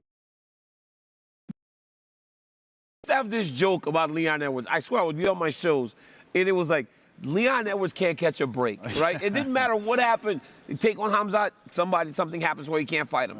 Then something else happens, and then he fights Nate Diaz. And he wins 24 minutes and 30 seconds. But Nate hits him, boom, boom. One shot. All anybody's talking about is that. I'm like, poor Leon. Why was he taken out of the rankings? Was it inactivity? No, Or what was the situation? It was some random stuff with inactivity and not some madness. probably don't want to. anyhow, I should have mentioned that one. No, but anyhow, You said it. Yeah, I did, but anyhow, Foolishly. like, he just couldn't catch a break. Well, what So about when the he did Tyron get Woodley it- thing? When he but got that opportunity. He got the Woodley pandemic fight. hit. The pandemic hit. Dude, on fight He week. could not catch a break. Nate hit him one time, bro. And Nate points at him, and he's like, everybody's And it like, ruined oh my. all that work before. He won 24 and a half minutes of the fight. Ruined it all. And it was like when he finally got, and then he was losing to Kamaru, and he got it done. And by the way, how good was the way that he wrapped up? Like the best post-fight moment. Even the It was cameraman awesome. got involved with the way that they honed in on him. They Look at pushed me in now, on and he that was like, shot. dude, they were playing the Rocky theme after. But you know, Chills. we spoke about sustained title runs, like we were talking about that, and long title runs. I think a long title run, an all-time great title run today, is much different than it was before. Leon's run is already great. 3 defenses, crazy. Yeah. Well, let's talk about the hardest path to maintain the gold, shall we? And sticking with the welterweight division, we've got a man right here that could pose some problems, no doubt. We've also got Shavkat, Ian Machado, Gary, Jack Della. I hope he's coming back real soon. All of those guys are on the rise. So if Leon Edwards is going to be a long-reigning champion, he's going to have to go through a murderer's row. But of all the current champions, who has the hardest path to maintain their belt? Oh, go to me. Sorry. Do you want me to hold? Do Oh, want to you go were somewhere talking to Michael, speaking out welterweight. I thought I was To be going for fair- another scone. Go on, Mike. I'm gonna say Leon, as much as like, you know, I think just the welterweight division has always been a very competitive division, full stop. You've got to say this. Absolutely. You have to say this. Yeah, I respect you for that. It's in my own contract. But at the same time, I'm in his division, so yeah, it's gonna be. Yeah. So, had you have beaten Ian Gary, Yeah. you would have been next. And that would have been an amazing fight to see for British MMA. But you didn't. So you're out of the equation for now, sadly. But you've got some work to do. Until I'm retired, I'm not out of the equation. Yeah. Well, no, 100%. Bro. You never say never. So because of that, I'm not going to say Leon. Of course, he's going to fight Shavkat as well. And that's a very, very That's a very difficult good fight, matchup. I'm going to say Islam Makhachev. 155. I mean, it's a murderer's row. Arman Sarukian next. What? You literally just said he has the best chance to keep a long sustained run. Well, I'm saying Islam Makhachev. Does he not have top 15 of the murderer's row? He does. Yeah. Leon has got to get through Shavkat Rakhmonov, right? Other than that, I think he can beat most people. But Islam Makhachev, what you're going to tell me that he hasn't got the worst contenders? Have you got something you might want a little cup of tea over there? Oh, me. I thought they said good and next. Okay. I'm going. Mike. No, I can see that. I've got a I just heard in my ear to go. Well, go. Hey. Can I Okay. just go a cut, please? Go ahead. Bantamweights. It's got O'Malley's got to have the hardest one. He's got to. When we look at Marab stylistically, that is horrendous. Sandhagen, we're going to see next week how he gets on, but he's a problem absolutely everywhere. Umar and Magomedov. So whoever wins, oh, come on, really? And then Figgy, to be Figgy's fair, down there I do too. agree with that. Yeah, it's a great weight class. Yeah, In it's terms a great weight of class. like the way that O'Malley fights and then the styles that he'll have to face, I think he's got the hardest path. I think you guys are like kind of I think you're misunderstanding long sustained run. Like I think it comes down to one person and how close that one person is to stopping that title run. That's what I think. You just got to look at one guy. I think when you look at it like that, it's like how close is that one guy to fighting that champion so that run doesn't start. And for that reason, I said Topuria. Because Max Holloway's next. It's like, that's the toughest way. You can't even get it started. If you fight the guy in the next fight, that may beat you. I think that was the question. I don't think it was like, how many contenders can the champion beat? Hell, if he can't get past the first one, it doesn't matter. So I think for me, it's how close is that one guy. So it came down to Alex or Ilya. And it seems like Ilya is going to fight Max next, which could prove to be very difficult. Well, can we just turn this over, a little segue into Tom Aspinall? And like, he's a tough out for anyone, right? Is he as a savant of the heavyweight division? Like, is he the perfect blend of all the different elements? Well, I think all we have to do is look at the betting lines. When he fought Curtis Blade the first time, he was like a minus 110, 120 favorite. Curtis Blade was plus 120. I mean, what are the odds this one? Think of somebody feed me the odds. He's 4-1. He lost the first fight. Feed me the odds. So he was. Feed me scones. He was plus 130 or minus 130 the first time. Curtis was plus 120. He's 4-1 now. That speaks to the improvements he's made and the work that he's put on paper, and also the idea of who Tom Aspinall is, John. So when you look at that, I do believe that he is about as perfect a blend that we've seen in a long time. And that sounds very disrespectful to Curtis Blades, because if he's sitting there watching this, it's going to anger him. It's going to anger him when he sees the bookmakers making Tom such a massive favourite. And that's a great way to handle that emotion. But the reason for that is because of what we've seen, the way that he's taken everybody out, the way that he knocked out Sergey Pavlovich. Every person that he's fought, it was on there before. 100% finishing rate. And he does it very, very quick early in the first round. And it's not with like a Derek Lewis, Sergey Pavlovich type of power. It's not brute force. It's not somebody that just can stand there and swings. The man's technical. The man's tactical. He can do it all. He can wrestle. He's got high-level jiu-jitsu. He's got knockout power. He's got movement. He's got agility. You know, he's like a heavyweight George St. Pierre. And that's what I've always said. He's like a heavyweight GSP. And I think he'll go down as the greatest of all time, DC. You know what? Sorry, Mike. Go on, Mike. You know what's the craziest thing? Aspinall's only won 2 fights. So it's not like he's shown a bunch since he fought Curtis. He only won 2 times since he beat Curtis. Since Curtis beat him. So it's like he's shown a lot in a very short period of time. Hey, it's hard to get a word in, isn't it? No, with regards to like the betting odds, if you're a fighter that doesn't live in reality, those will bother you. I know we got it at the. Okay, Loughran, hitting the scales. 136, the official weight for Keelan Loughran. Apologies, I'm still eating scones because they are very good. This man is on. He's coming from Team Carbon. That's where Darren Till used to train. Loves the ground and pound, loves the wrestling. Very, very fit, always in great shape, pushes a tremendous pace. Good little wrestler, but if he gets his opponent down on the ground, he's going to keep him there, and he's looking to smash his face in with elbows. He went over to Fight Ready as well in January to train with Henry Cejudo, so I'm sure he's picked up some stuff there. Can we get his thought on the Aspinall deal? Yeah, no, I'm just saying. I think if you don't live in reality as a fighter and you start looking at the betting odds and it bothers you, it's only when you're not paying attention to what's actually going on. Yeah. I love to just live in. You got to live in reality sometimes. You got to be confident about yourself, but live in reality. The reason why they're saying this is because of what's happened in the last couple of fights. Yeah. So I accept that. But I still believe in myself. If I'm Curtis Blades, I'm saying I still believe in myself and my own abilities to go in and change, regardless of what everyone's saying, regardless of what we're saying now. So, but at the same time, I give it to Tom. The odd makers, they don't know the work that you're putting in. They don't know how dedicated you are. They don't know what you're doing. John Gooden, I don't know what I'm doing. What are we doing? I don't know what we're doing. I'm hearing them in my ear. They say, move on, move on, move on. I've got, a couple of things. There are 2 left to weigh in, and it's the 2 late replacements, Jake Hadley and Alice Ardelean. I probably said that wrong. Ardelean, so well done. Thank you, Michael. So they are yet to hit the scales. Can I just wrap up one on on Aspinall? Can I get a Hoover? He hasn't. A vacuum? He hasn't gone deep into the fight yet. Curtis Blades, if he is just on his bike and takes him deep. We haven't seen, I'm just playing devil's advocate, we haven't seen Tom tested over the middle rounds. Curtis intends to, and he's very confident. As a fan, and I'm sorry, I'm still eating. As a fan, I kind of want to see that. Yeah. I want to see Tom tested. I want to see, can he be the hammer and the nail? It's all well and good going out there and beating people up, but can you get your ass kicked for 5 minutes, be covered in blood, and have the mental fortitude? Excuse me, I've got a mouthful of scones. The next round to go out there and say, right, put that in the rear view mirror, because that's a special skill. There's nothing to say that he won't have that ability. But we haven't seen him pushed. I haven't seen him in like rounds 4 and 5, breathing and blood dripping from his nose, having an absolute war.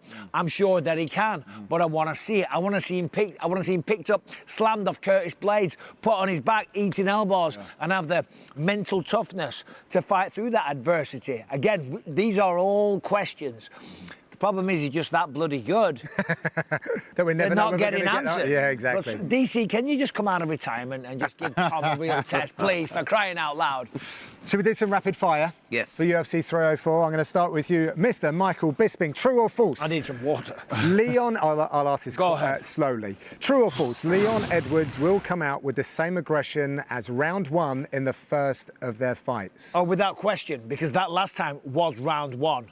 And it was going very, very well. He wasn't making any mistakes. The only mistakes maybe were on the side of Belal Muhammad. So, yeah, Leon's going to come out to this one brimming with confidence. True or false? Does he come out hot in round 1, Leon? I actually think false. I think he's going to be, as we were talking about, as much as they say, they don't believe this person, don't believe that person's done this and he's not as good as this and this guy's a bum. I don't think neither of them believe any of that. So he's going to come out and be cautious first, and he's quite a tentative fighter anyway, but I think he's going to be quite cautious initially first, try and find a couple of shots, and then if he gets success, then you'll see him kind of pick up. But I don't think he will come out aggressive. True, because it worked. It worked last time. Okay. Fact or fiction? Besides John Jones, Curtis Blades is Tom Aspinall's toughest style matchup in the heavyweight division. Yeah, no, without question, Tom Aspinall is for sure. For 100%. What was the question? So, besides John Jones, is Blades Tom Aspinall's most horrible stylistic matchup? Yeah, fact. Yeah. Okay. Fact. Buy or sell? King Green is the toughest fight of Paddy's career. Yeah, I'm buying that all day long. All right. Without question. Jared Gordon enters the conversation. I'm buying that. You're buying that? Okay. Yeah, buy because of his looseness with his striking. Okay. Too many openings. Are there any takeaways that matter from Edwards Muhammad's first fights? Any takeaways? Only on the side of Belal. Belal was getting beat quite badly in that first round. He's got to watch those kicks. He's got to watch the head kicks. He's got to watch the body kicks. Leon was fighting perfectly. So I don't know what that would be. Block head kicks for Belal. I'd say keep your fingers down. Oh. Right, that's a great one. Yeah, that's you could take away. Oh, MVP, he's trying to get that fight. You could take away that. He's trying to get that fight. Say that again. You could take away things. Yeah. Yeah, of course You could take away that Belal Muhammad needs to be closer. He can't stay in that in-between range. Yeah. Okay. When he's outside, Leon picked him apart. Nice. Are there takeaways that matter from Aspinall Blades' first fight? I mean, Not much. all right, I was told to keep it quick in my ear. So I was like, trying to keep it quick. DC's getting old. Analytical. So I'm going to get analytical as well. Yeah, look at what Curtis Blades was doing. He was backing him up against the fence. What was he going to do? Probably shoot a double leg takedown. I don't think you can look at the striking or anything like that. It is what it is. It was 15 seconds, but everyone knows what Curtis is going to try and do. So I also bit. thought Curtis managed the crowd and all of that stuff really well as well. Same question. Any takeaways from that first fight? I don't feel like there was enough in there. There's only a few exchanges before, what happened. Unfortunate thing happened to his leg. So for me personally, there's not enough in there other than you do want a wrestler on their back leg. You don't want them on there pushing you back towards the fence and stuff. So keeping that explosive energy in front of him, keeping him second guessing himself. Not much. No. I don't think you take much from the actual fight. Maybe the stare down and everything, but not the fight. I was just sort of alluding to this. Michael, yay or nay, a home crowd in MMA can actually make a difference? Oh, without question, it can make a difference for the positive or for the negative, because it brings a lot of pressure. It's obviously great to walk out and have everyone roaring and cheering for you. That's amazing and it will help you out, but it can also, as I said, at times be a negative because there's tremendous pressure on you. Yeah, I think depending on the fighter, it can be an added pressure, and during a fight, if you're stuck in a bad position, you're getting pounded on. Right. That energy can help, pick you back up and pull out the inevitable. What does pressure make? Diamonds. Does it make? It makes a difference. It makes a difference. I don't like it. I wouldn't have wanted to fight at home. Oh, really? Nah. Interesting. Okay. much. Which UK star will get the biggest pop tomorrow? Oh, which UK star? That's Kinda a depends tough on the one. order I as know, well, I right? know. Well, we got Tom and Leon. They're the two big stars. They're the two big champs. That's the main and the co-main. What about Paddy? I was gonna say Paddy. Yeah, you think Paddy? We're thinking about breaking the curtain. Okay, Yeah, okay. where we are right now is just like he said. He's gonna have so many people, Liverpudlians over here, and just the energy that he brings when he comes into. I've been there when he's walked into an arena. I'd definitely say Paddy. Thing is, though, if someone loses, then does that hurt the next one? Yes. The music will be louder for Paddy, but the loudest reaction will be Leon. I saw it in London. I think What, in terms of him walking out? And when he walks out, bro, they're gonna go crazy. It's a title fight. He's the last guy. There's nothing matches the main event. It never matches the main I just event. think it's different here. No, I just think it's you're different right. here. It You're never right. matches the main event. And it's definitely got spicy because of Belal. He's been Yeah. talking trash Yeah, all but week. as you said as well, if Paddy, touch wood, he was to lose the fight, it kills the crowd. It That does energy kill of the crowd, but then what you need is someone like a Tom Aspinall to come out crank it and up. win and crank it up. Then you need Leon to walk out, giving the old headshot dead. It's over, lingo, bro. It's all gonna be that Leon. stuff. It's It's going gonna to be take the Leon. roof off the building. People are going to lose their I bet Paddy. minds. It's gonna be Leon. Well, what are you doing? Sorry, Michael. doing? He's doing a weird headshot I'm dead. doing Hey, Mike, look, Mike, don't he's do on that. headshot Sorry. dead. Look, he's on headshot dead. Is that? His fingers are You know like what he this, looked like? He looked like that meme of Luke Rockhold. Where you know, have you seen the one where he said, Leave "Hello, Luke darkness, alone, my bro." old friend"? No, check this out. They went to Nate Diaz in the crowd, and Nate Diaz is giving it all the hand signs and the gang signs. Oh, yeah, and and he didn't know Rockhold what tries he to was do doing. it, and then like he abandons ship halfway through. Yeah, fair enough. I'm not laughing. Yeah, come on, you know the one. You've seen that meme. I never saw It's it. hilarious. That is funny. That's your boy. Over under, Belal needs to land at least 3 takedowns to get the win over Leon. Oh, of course. Over. Yeah, he's going to have to take him down and take him down. Every single round he needs to get him down. Mate, after what we've seen Leon do to Kamaru Usman, you can take him down 10 times. He can still knock you out in the 5th round. So I think your game plan all round, you have to beat him in every aspect. He needs it. It's gonna be very hard to get 3 takedowns. All right. Does Tom Aspinall have to get over a mental hurdle in the rematch with Curtis? No, not necessarily. I think Tom's mentally strong enough to realise that that was just one of those things. You know, injuries happen. It's a part of the game.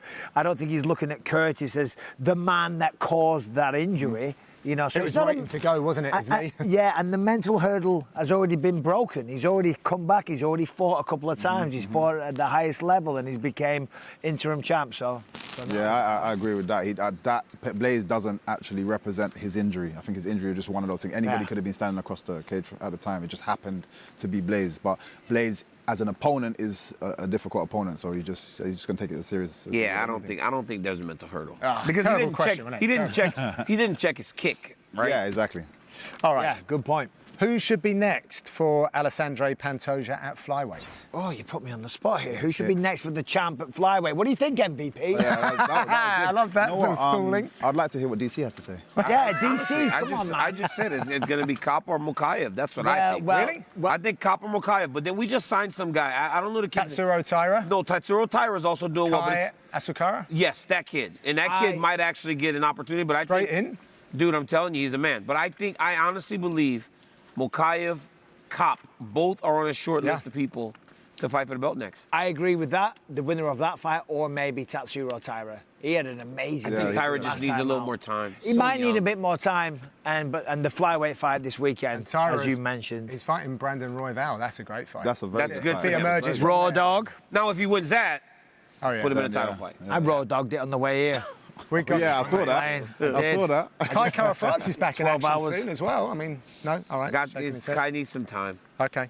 The time change, does it matter? I know you've got strong opinions on it. Main card happens here locally from 3 a.m. to 6 a.m. Does not matter one little bit. There'll be people down the street getting in fights that are getting paid absolutely nothing. They'll be walking out of kebab shops and nightclubs and having a little dust up. These are getting paid top dollar. They're representing themselves, their family, their country, their sport to the entire globe. There's no part that matters. What about CLD? Got moved from the prelims to the main card? Doesn't matter? Doesn't matter. Okay. Doesn't matter. No, I don't think it matters at all. I think, as Paddy says, you know, when you walk in and the energy that's going to be in this room, that adrenaline spike is waking up anybody. So, yeah, I don't think I think it matters, but I think that the athletes are making the change. They're up all night. They're doing the right things to get prepared. So It does matter, though. It does matter? Listen, no. It does matter. Or you wouldn't make the change. Do you have to make changes? Do you have to prepare for it to perform at the optimum athletic ability? Of course. But when it's all said and done, and you got to fight, and you got to step foot in that octagon, and there's someone in front of you trying to knock you out. Never mind TV. Never mind the fans. It's survival. I fought in Australia once and had to drink coffee because I was sleeping on the table. 3 fights before, my coach was like, "You got to get up." I drank some coffee, went up, and went out there and wrestled. How'd you do? There you go. Did you win? Come on, man. Come on. I don't lose. Let's bring in Jimmy. Come on up, Jimmy. New York Jimmy's in the house with some whiteboards. That means things are about to get serious. Got a couple of Britney Spears as well. Look at that. That's not me. Little. You don't drink, huh? Nah, not beer in hell. Little Uri Geller. Do you want a little Uri Geller? I mean, I'm on a diet. There you go. But I just had 4 scones, so The Caribbean, You could use another one. is a little bit more my thing. I don't need this. That's it. Oh, well, I have. Are you from Jamaica? Yeah, you Jamaica, guys are all Jamaica, Trinidad. Could have got some red stripe. Let's get some red stripe up here for MVP. I already need a pee. Just bring some. I'm just going to have a massive can of Stella. We've got a fun game to kick Let's things do off. DC, I'm afraid you're going to be at a little disadvantage with this one because it is the UK slang What if I game. win it? How cool would it be?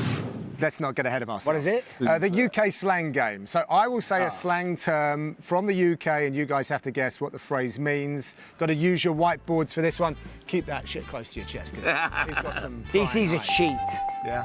He is. All right. Number 1. I'm going to get this, don't take the piss out of my accent. I'm going to try and get a little northern here. Put wood in toll. Put wood in toll. Yeah, that is terrible. Sorry. That's not even how you say it. Put wood in thole. Oh, that's better. There you go. Put wood a though. Put wood in thole. Tough. My pen doesn't work. Okay. In 5, 4, 3, I 2, need 1. Let's flip them. Put wood in thole. Hey, put wood in thole. Will you shut bloody door? Oh, shut Put wood in thole. Question. Put the wooden door. Close it in the hole. Put wood in thole. Okay. Aye. Okay. Listen, I need a bloody pen. Hey, I'll My take this pen ain't working. That's how they talk up here. Change my accent a bit like because I live in America. It's going all the way back in. Right, number 2. Right then. Lad. What does lad mean? It can mean a lot of things. All right, we're going to go 5, 4, Well, I 3, don't know. 2, 1. Flip them. Boy, mate, Person, guy, friend. person. Yeah, friends. Yeah. Yeah. So should I get 3? No, absolutely not. Question number 3. That is bobbins. That is bobbins. I mean, nobody says that. Okay, turn it around. 3, 2, 1. Oh, it's not very good. Not very good. I put trash. That's correct. Yeah, that's I can't right. believe We got the word. We got good. Well, that's the opposite of the meaning, though. Yeah, but you know, it's in there. That's trash. DC got it right. All right, sorry, I'm getting ahead of myself here. We need that buzzer to get you to flip them. Right, number 4. What is a brew? What is a brew? Seemed like it would be. 2, 1. Flip them. Make us a brew. It's got to be a cup of tea. It's right? a cup of tea or It's got to be a coffee. cup of tea. Make us a brew, love. All right, question number 5. What is a chinwag? What is a chinwag? DC's a bit of a master of the chin wag. All right, let's get that countdown going. Let's go. There you go. 3, 2, 1. Talk shit, no talk. It's a chat. It's a conversation. Yeah, I did. No, you don't get a point, DC. You do not get a point. You got You it took wrong. him too literally. See, he's trying to be complimentary. Next one, question number 6. What is rubbish? Rubbish. Hold on, what do you mean? That is rubbish. Well, rubbish is rubbish. That is slang rubbish. in the slang term. In the slang term. You are rubbish. Oh, right, okay. Yes. No. Yeah, that's trash. That's rubbish. Bad. Trash. That's No, trash. I will give you that. I think we get. That's a you weird guys one, are gonna. though. You said That trash. is trash. Trash Rubbish twice. is rubbish. Rubbish is trash. That is trash. When we say, oh, that's rubbish. I mean, that's trash. It's shite. It's short. It's crap. Question Yeah, number 7. shite, trash, You crap, don't say whatever. trash. Question number 7. I am buzzing for this. No, I am buzzing for this. I'm buzzing me, mate. Buzzing. 3, 2, 1. I wouldn't say happy, but I'll say hype. Hype, excited. Be happy people. Be excited. I'll take all of those. Thank you very much. Question number 8. I'm gonna say this how it wouldn't be said. Do one mate. Do one mate, which is exactly how you wouldn't say it. How do you say it then? Do one mate. Do one mate.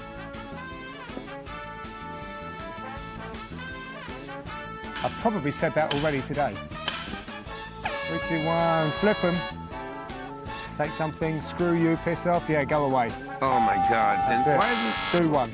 They used to kind of give me answers in my ear. They don't do that anymore. The Price is wrong, bitch. DC, the cheat just carries on, doesn't it? Question number 9. Question number 9, sorry. Swear down. Just for the Utes. Swear down. Do you have this up north, swear down? Of course, it's not a different country. Not the other side of the world. Swear down. Yeah. Oh, they definitely feel No, they didn't. No, they didn't. Yeah. I know that did. I watched Top Boy. Oh my God. Oh, really? Yeah, I watched Top Boy, though. Swear down. You like Top Boy? I watched Top Boy, though. 10. And final one, newtons. What are newtons? I think Michael's already taken this one home, but what are newtons? Cookie. Big Newtons. We haven't got to count it. I don't want to jump the gun here. I just want to be the MVP. 1, flip him. Doesn't know. I don't want to show what I've pulled. I'm just going to Is that bad? It's not bad. I'll flip him. It's quite funny because it's Balls. teeth. It's Oh, it's teeth. teeth. God, he won, though. He I got won. a set of balls. Can I just say in this thank room you to Coach is now Carl dumber Prince of for Manchester having top listened team who helped me with those putting that questions. together. Let me ask you a question. Well, So, right, Michael. Hey, did I do good, though? I got 6. Yeah, you good. I Watching didn't see Top what I got. Boy. Watching Top Boy. Oh, this heavy. Top Boy, they use a lot of slang. Yeah, Get someone to. That's Who London spins the slang. wheel That's what now? I mean. MVP. oh, Jesus, the champ. Oh, me spin it? God, you know, Yeah, it's, MVP, you spin it. it's Mike. Michael's going to nominate. He might want to. Oh, I just nominate Yeah, you nominate. MVP. It's great to have you here. And as champion of the world, I say that you have to spin the wheel, please, brother. Go ahead, Sir. MVP. Okay. All right. Let's give it a good swing. A little gentle number. See? Oh, Is that tape study? I think it don't is. We're do missing a that. little. Oh, we're missing a little. That's Tape tape study. study. I say as champ, you can have another spin. Respin, respin. Give it some welly. What does that mean, DC? Oh, opposite accent. Yes, Opposite I want accent. this bad. You got to talk like an American. So you now got to. You've got to break down Leon Edwards. I'll sit down. In an American accent. Or whatever accent, Jamaican. No, No, You said American accent. Let's go. Yeah, Belal on my level, man. I'm gonna kick his ass. You know what I'm saying? Yeah, I'm gonna kick Belal ass. You sound like you from Texas. He sounds like Derek Lewis. He sounds like he's from Texas. He sounds like Derek Lewis. I like that. I like. That's Keep pretty going. good. Keep going. My- I want to my hear a balls little is bit hot. more of this. While I try and feed through My these. balls is hot. Belal try to call me a bum, man. He ain't shit. Oh, it's okay. You can drop. Oh, a our little. greatest comebacks. What are the greatest comebacks? Good, and that's what we're doing. John, get it together. Sorry. Come There's on. a lot of pieces of paper here. Now, if you head on over to the UFC Fight Pass social media accounts, every now and then they're posting these fun, like, tournament-style brackets. Last show we did the greatest rivalries in UFC history. This week, our analysts have filled out their brackets for the greatest comebacks ever. It's not just UFC fights on this list either. You guys ready? You ready We to go, don't. We don't DC? have a sheet. We don't have a I'm sheet. going to Michael. I'm going to Michael what are first. we So, doing? greatest comebacks ever. Let's have your bracket, please. It's on the. It's on the screen. Oh, It'll be on the screen. Oh yeah. I see you. Greatest comebacks ever. Well, then let me get a little bit closer. Yeah, Anderson Silva versus Chael Sonnen. I mean, that's definitely one there, isn't it? I have Anderson Silva coming through there. On the other side, I don't know what I'm doing. It's got me a little unawares. I gotta say. Tee me up. I Go apologise. to the bathroom. Tee me DC. up how it's done. All right, guys, here we go. Greatest comeback bracket of all time. Moving into the Elite Eight, I had Anderson and Chael. and I had Frank Yeager, Gray Maynard. Then I had EA Sports NFC 25 coming back. Then you had the Cavs versus the Warriors. Back to the Final Four. When you get to the finals, I had Tiger Woods coming back and winning the Masters after so many years away from the game, not playing at a high level, in the finals against EA Sports NCAA Football 25. Let me tell you something, man. This game, John, You're talking to when the I was in college, we would sit in the dorms waiting for it to come out. I had a friend that lived an hour away. He went home for the weekend. We broke into his house because he was the only one with a PlayStation. That's how much this game meant to us, and it's back, and it's wonderful, and I am so good. I'm on a live TV show. I am using the bathroom. Really? Oh, Mike's talking. No, they need to cut his mic. Cut his mic. Please cut Michael Biss's mic before we hear some toilet noises. Really good at NCAA football recruiting. Unfortunately, I'm at a small program, and my guys, when they get good, they get poached. So EA NCAA football is the greatest comeback of all time. Wow. I mean, it's like make-believe over here. MVP, what do we got for your greatest comeback of all time? Talk us through your bracket. Oh, my goodness. Your mom? Yeah. She's my mom. I don't bet against. She come back from giving birth to me and then just carried on going. So let's start the bracket earlier. Who did she go head-to-head with? She beats everybody. All right. I don't look at any of that. She beat everybody. I gotta say this though, like Jon Snow getting out to the Elite Eight after he got stabbed was awesome. Yeah. Michael Jordan's comeback, but hey, Michael Jordan and Tiger Woods. While Michael Jordan came back, it was cool, but he was always good. He left at the top. When Tiger came back, he was not playing at the best level. Because I didn't grow with these guys in the same way to kind of like to know how pivotal these moments were. I just know I used to follow Michael Jordan comparatively more than I did Tiger Woods. I knew who Tiger Woods was, but I didn't, you know what I mean? Yeah. So that's why I put my All right, I've got to get a little promo action out of the way, fellas, so just stand by. So today through July 31st, 35% off. The annual plan on UFC Fight Pass is available. It does, however, exclude Brazil, the Netherlands, Spain, France. It is available to all new subscribers. Monthly users can upgrade to annual and redeem that offer, 35% off. No promo code is necessary. The offer will automatically apply when a user selects the annual plan. Offer can be redeemed via web or connected devices. How formal was that? Yes. All right, greatest comebacks of all time. Right, we're gonna move along now as I come through these notes. So can you explain You Better, how You Better works while I get this up? You Better's a game, Mike, where we're essentially the coaches, right? He will give us a name, we look down the barrel of the camera, and we start with You Better. So if he tells me his first guy will be who? All right, so shall we start with Leon Edwards? Yeah, and then you show me. Okay. We're going to go, so have a little go. So Coach DC, off you go. Leon Edwards, You Better. Make sure you're defending takedowns, and you need to really assert yourself as soon as the fight starts. You need to let this guy know, hey, we aren't the same as we were before. I'm the champion now, and you're at a different level. Let's turn it over to Michael Venom Page. You're going to be coaching Belal Muhammad. So, You Better on you. Okay, Belal, you better put 100% pressure forward. Start the game fast. Apply pressure. Have him on his back foot. And the second he starts trying to use his strikes, pin him against the fence, go for the takedown, and just drown him. Keep him there. Tire him out. I want his muscles at the end of the first round to be dead. And then we go back in and take it in the next round. Michael Bisping, Tom Aspinall, You Better. He better had be prepared for the takedown, but also whilst he's being prepared and waiting for that, he can't get hypnotised. He can't stand there waiting for the shot and then get caught with a big overhand right or a left hook from Curtis Blades. He better push the pace. He better get in his face. He better put a show on. He better be in the best shape of his life. And the good news for all the British fans is that Tom always does that. So Curtis Blades, pardon me, I'm out of breath. I have to sprint into the bathroom. There's one right here. Oh, I went the long way. I never do it the easy way, but Tom, yeah, you better be ready, buddy. And Coach DC to Curtis Razor Blades. Curtis Blades, you better be confident in your striking. You can do this. You don't have to take him down. You can compete with this man everywhere. So when the fight starts, you got to do exactly what we did last time. You got to put him on his heels, and you got to let the hands go. And when you get an opportunity, level change, push him up against the side of the octagon, and wear on him. We have not seen this man fight past 15 minutes. Let's try to get him into the later rounds so that we can take that belt back to Colorado. Right, King Green. I think who's talking to King Green? Bisping, you're talking to King Green. I'm talking to King Green right now. Well, listen, you've got to be ready for the looping punches of Paddy Pimblett. And first and foremost, you've got to keep this fight on the feet. We all know Paddy probably wants to take it down to the ground. And you've got to be ready for Paddy to just be a little bit reckless, a little bit unexpected, because he's going to come out there and just try and catch you off guard. But, yeah, be ready for the takedown, essentially.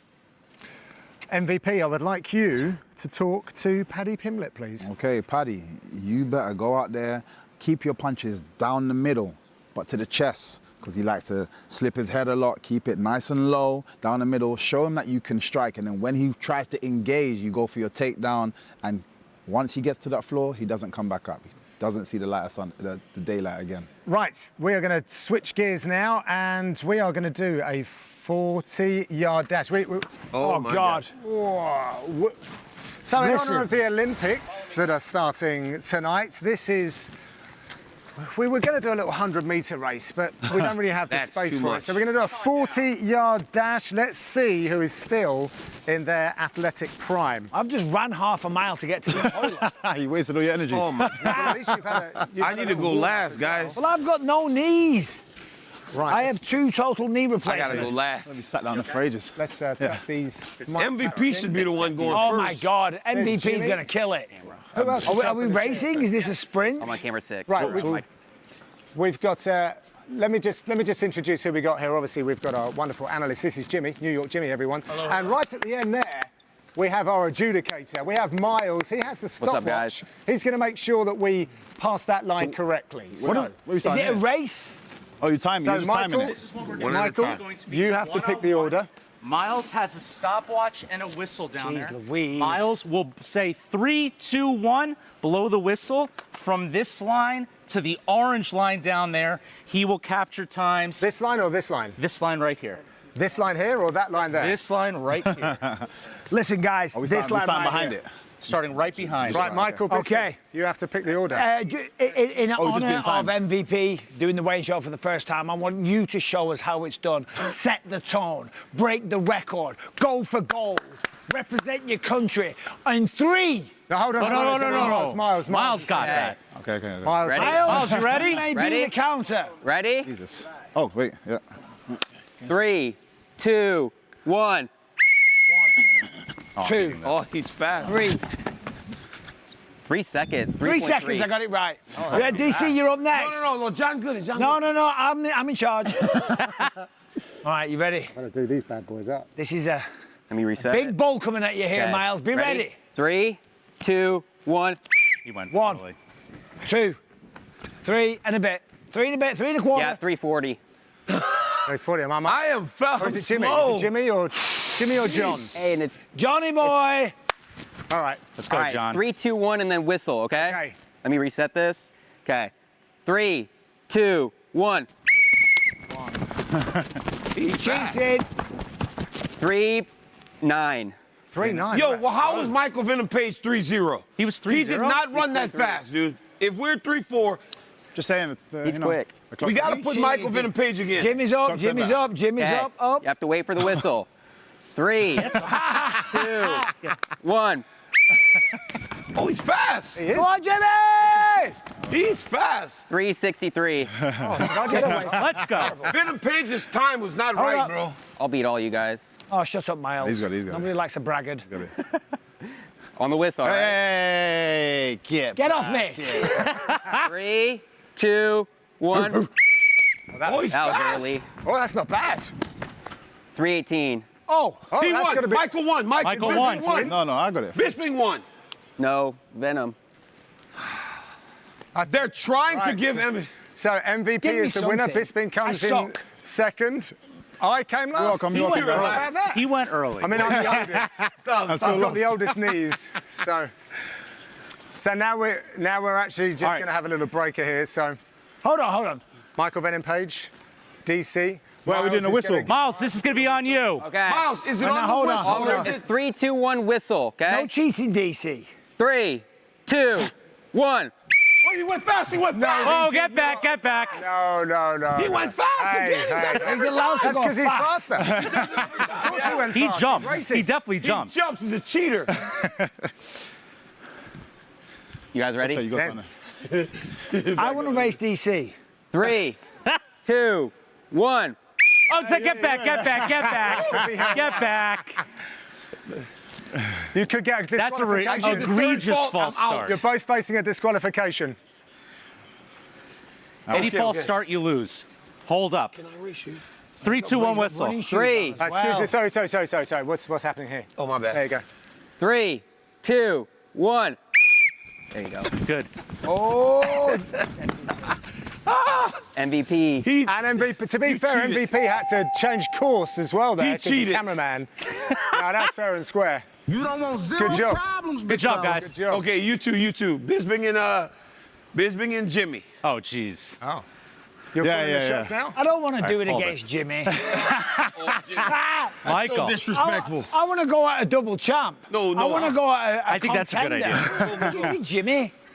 Jeez, Go with I'm Jimmy. not- I want What? Jimmy to beat you. All right. Beat him, Jim. On the whistle. Beat him, Jim. 3, 2, 1. That was very Pressure. Oh, I think he did it. Bisbing can run. He can. Still got runs every day. He didn't have any Still knees, got it. I'm exhausted. but he's still I looking can strong out feel. I think I've done myself a mischief. I can you feel done it? Michael Okay. Vinnipage. While we get ourselves sorted here, why don't you guys take a look at this, which groin. will build up to our main event this Nice weekend.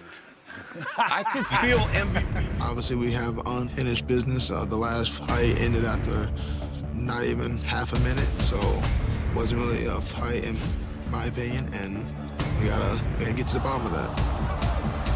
When I got injured, it was devastating for me. But tonight, I'm going to find out, really, who the best man is. Oh! That's it. That's it. The UK has a heavyweight champion, Tommy Aspinall! I'm not here to be a villain, I'm just here to do my job. If that makes me a villain, so be it, but I'm prepared to win. Big stoppage victory. Me today and me 2 years ago were two completely different people. If Curtis Blaze thinks he's fighting the same guy tonight, he's going to get it all wrong. Well, everybody, welcome back. So, John Gooden had to leave. I'm a little tired, a little breath. New York Jimmy. You did a fantastic job in the race. How are the hosting skills? Well, we're going to find out right now. Being that this is my first time officially sitting in the seat, and we're in beautiful Manchester, England. Beautiful. Why don't we go through the top 5 UK fighters of all time based upon anything you want to be. Why don't you let somebody else talk so you can breathe? Nice. All right. So you know what? I will start first. Oh. My top 5 UK fighters of all time. Number 5 coming in with Michael Vinnipage right here. If you take a look at his record, 22-3. Just starting in the UFC, a couple fights in. I think we're going to see a lot from this young man coming in the future. Number 4. You look like you're going to have a heart attack. Let's hope not. I did have it checked recently. I'm okay, so thank God. Yeah. Dan Hardy, I put in number 4. Hey. Oh, dear. Next to number 3, Just to make Tom things Aspinall. worse. Then we have Leon Rocky Edwards at 2. And number 1, my esteemed colleague and dear friend, the Count. Oh, there he is. There he is. Michael Bisping. Still You found. still got it. You got that little haircut that bounces. That is my top 5 list. Tintin. I will give it back to John. Tintin. You know, Good picks, good picks. I'm not ready yet. Let's go. Venom Page. Okay, I'm gonna go with. You put your hands I up. wasn't putting my hands up for that. I'm just doing a perfect timing. stretch. Perfect timing. Michael Bisping, up there. I think Leon Edwards is. We've You spoken gotta about. go. We gotta go like. Oh, you've got it on the board. Okay. Oh, Number 1. Okay, gotcha. Sorry. sorry. Yeah. Oh, you thought I was changing up? I thought you were switching it up on us. Michael Bisping, Leon Edwards, Tom Aspinall, Jimmy Manuwa in terms of just you know, that raw power. I think he done a lot for the UK, even though he didn't get to the heights that he probably would have wanted to. Did a lot for the UK. John Hathaway. And John Hathaway. I'm a bit biased with that, but you know what? He had one of the highest punch counts on the ground, the ground and pound, because his work rate, if he was on top of you, was ridiculous. John Hathaway was incredibly skilled. Incredibly Great skilled. fighter. Yeah, and massively going to be underrated. So yeah, John Hathaway for me. All right, I think I'm going next, and I'm pleased that someone else mentioned the great Jimmy Manuwa. Special mentions to Till and Pickett as well, but Jimmy Manuwa for me at 5. Dan Hardy, my old broadcast partner, in at number 4. Tommy Aspinall, number 3. Leon Rocky Edwards, number 2, and of course, the man sitting to my right here, Michael. The Count It's just a Bisping. clean sweep, innit? You guys say Manua. Hey, okay? I got Dan Hardy, right, at number 5. Number 4, I got Darren Till. Aspinall at 3. Edwards at 2. And Bisping at 1. Hey, but look at this. Every one of these guys fought for a UFC championship. Yeah. That was kind of my. Because is your name Bisping, or Bispin, or Bisping? Can you read? But they don't say the G. They don't say the G. Bisping. Say his name. Bisping. Michael what? I know. You don't say. I don't, Michael Bisping. I don't say the G. Americans don't. They say Bisping, man. Bisping. Where's Bisping? Oh, no, they say Bisbing. Yeah. Bisbing. You don't have a G? No, it's Bisping. Oh my God, what a terrible fucking name. Do you want to know what my full surname is? It's double barrel. It's Galen Bisping. For obvious reasons, I dropped the I was gonna say that was a great decision. Now I feel terrible with my list because MVP, you're here. You're going to be a champion one day. I feel it, but you didn't make it on the list though. Yourself at 3, Mike? Yeah, well, I'm not a complete egomaniac like some people, DC. Bro, you should be 1. I should be 1. I'm just fake humble. Who have I got? Ross Pearson. Yeah. Come on, Okay. Ross Pearson. We're going to give him a shout out. Number 4, Darren Till, of course. Darren, we want to see you back in the UFC. That one-eyed, handsome bastard at number 3. Tom Aspinall, of course. And Leon Edwards, come on. Number 1, he's the undisputed champ. He's got the most defences that anyone from the UK has ever had. And long may his reign continue, although tomorrow night, incredibly difficult fight stylistically and just with the momentum of Belal Muhammad. So there it is. But we're very lucky. MVP, you should have been on the list. I apologise. No, don't be silly. No. I'm growing. Yeah, well, you're going to be there. New to the party. Plenty of time yet. He's going to be there. I feel like a real John Gooden now. What do you know? Yeah, sophisticated? Yeah, exactly. Did you know that John... That's a good put down. You know that John Gooden... It is. I'm pulling a John Gooden. You know when you say you're pulling the John Gooden? You know what being the John Gooden is? Nah, you need to end this There's a move called Mother's Milk where you smother a new jiu-jitsu guy.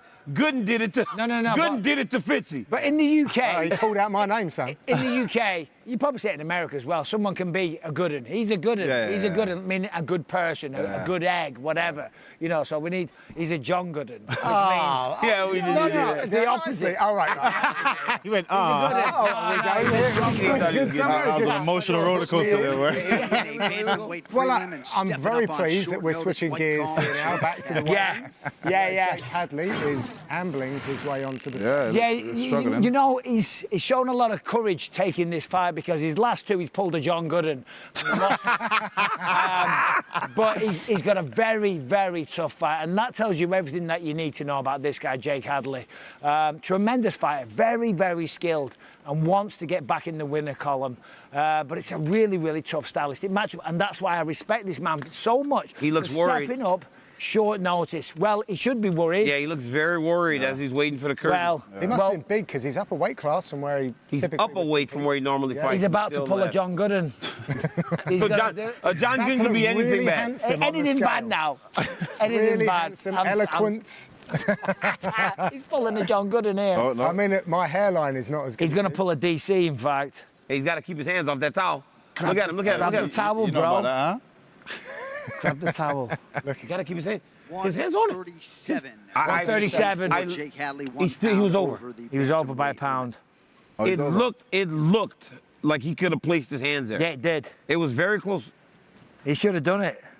So, by the way, I did say he's moving up to 135, but I think he was going to be moving up to 135 anyway, so he might have been in a process of bulking up. Okay, It looks like he was bulking up to heavyweight. Because he didn't make 135. He has not made it. Oh, that's a shame.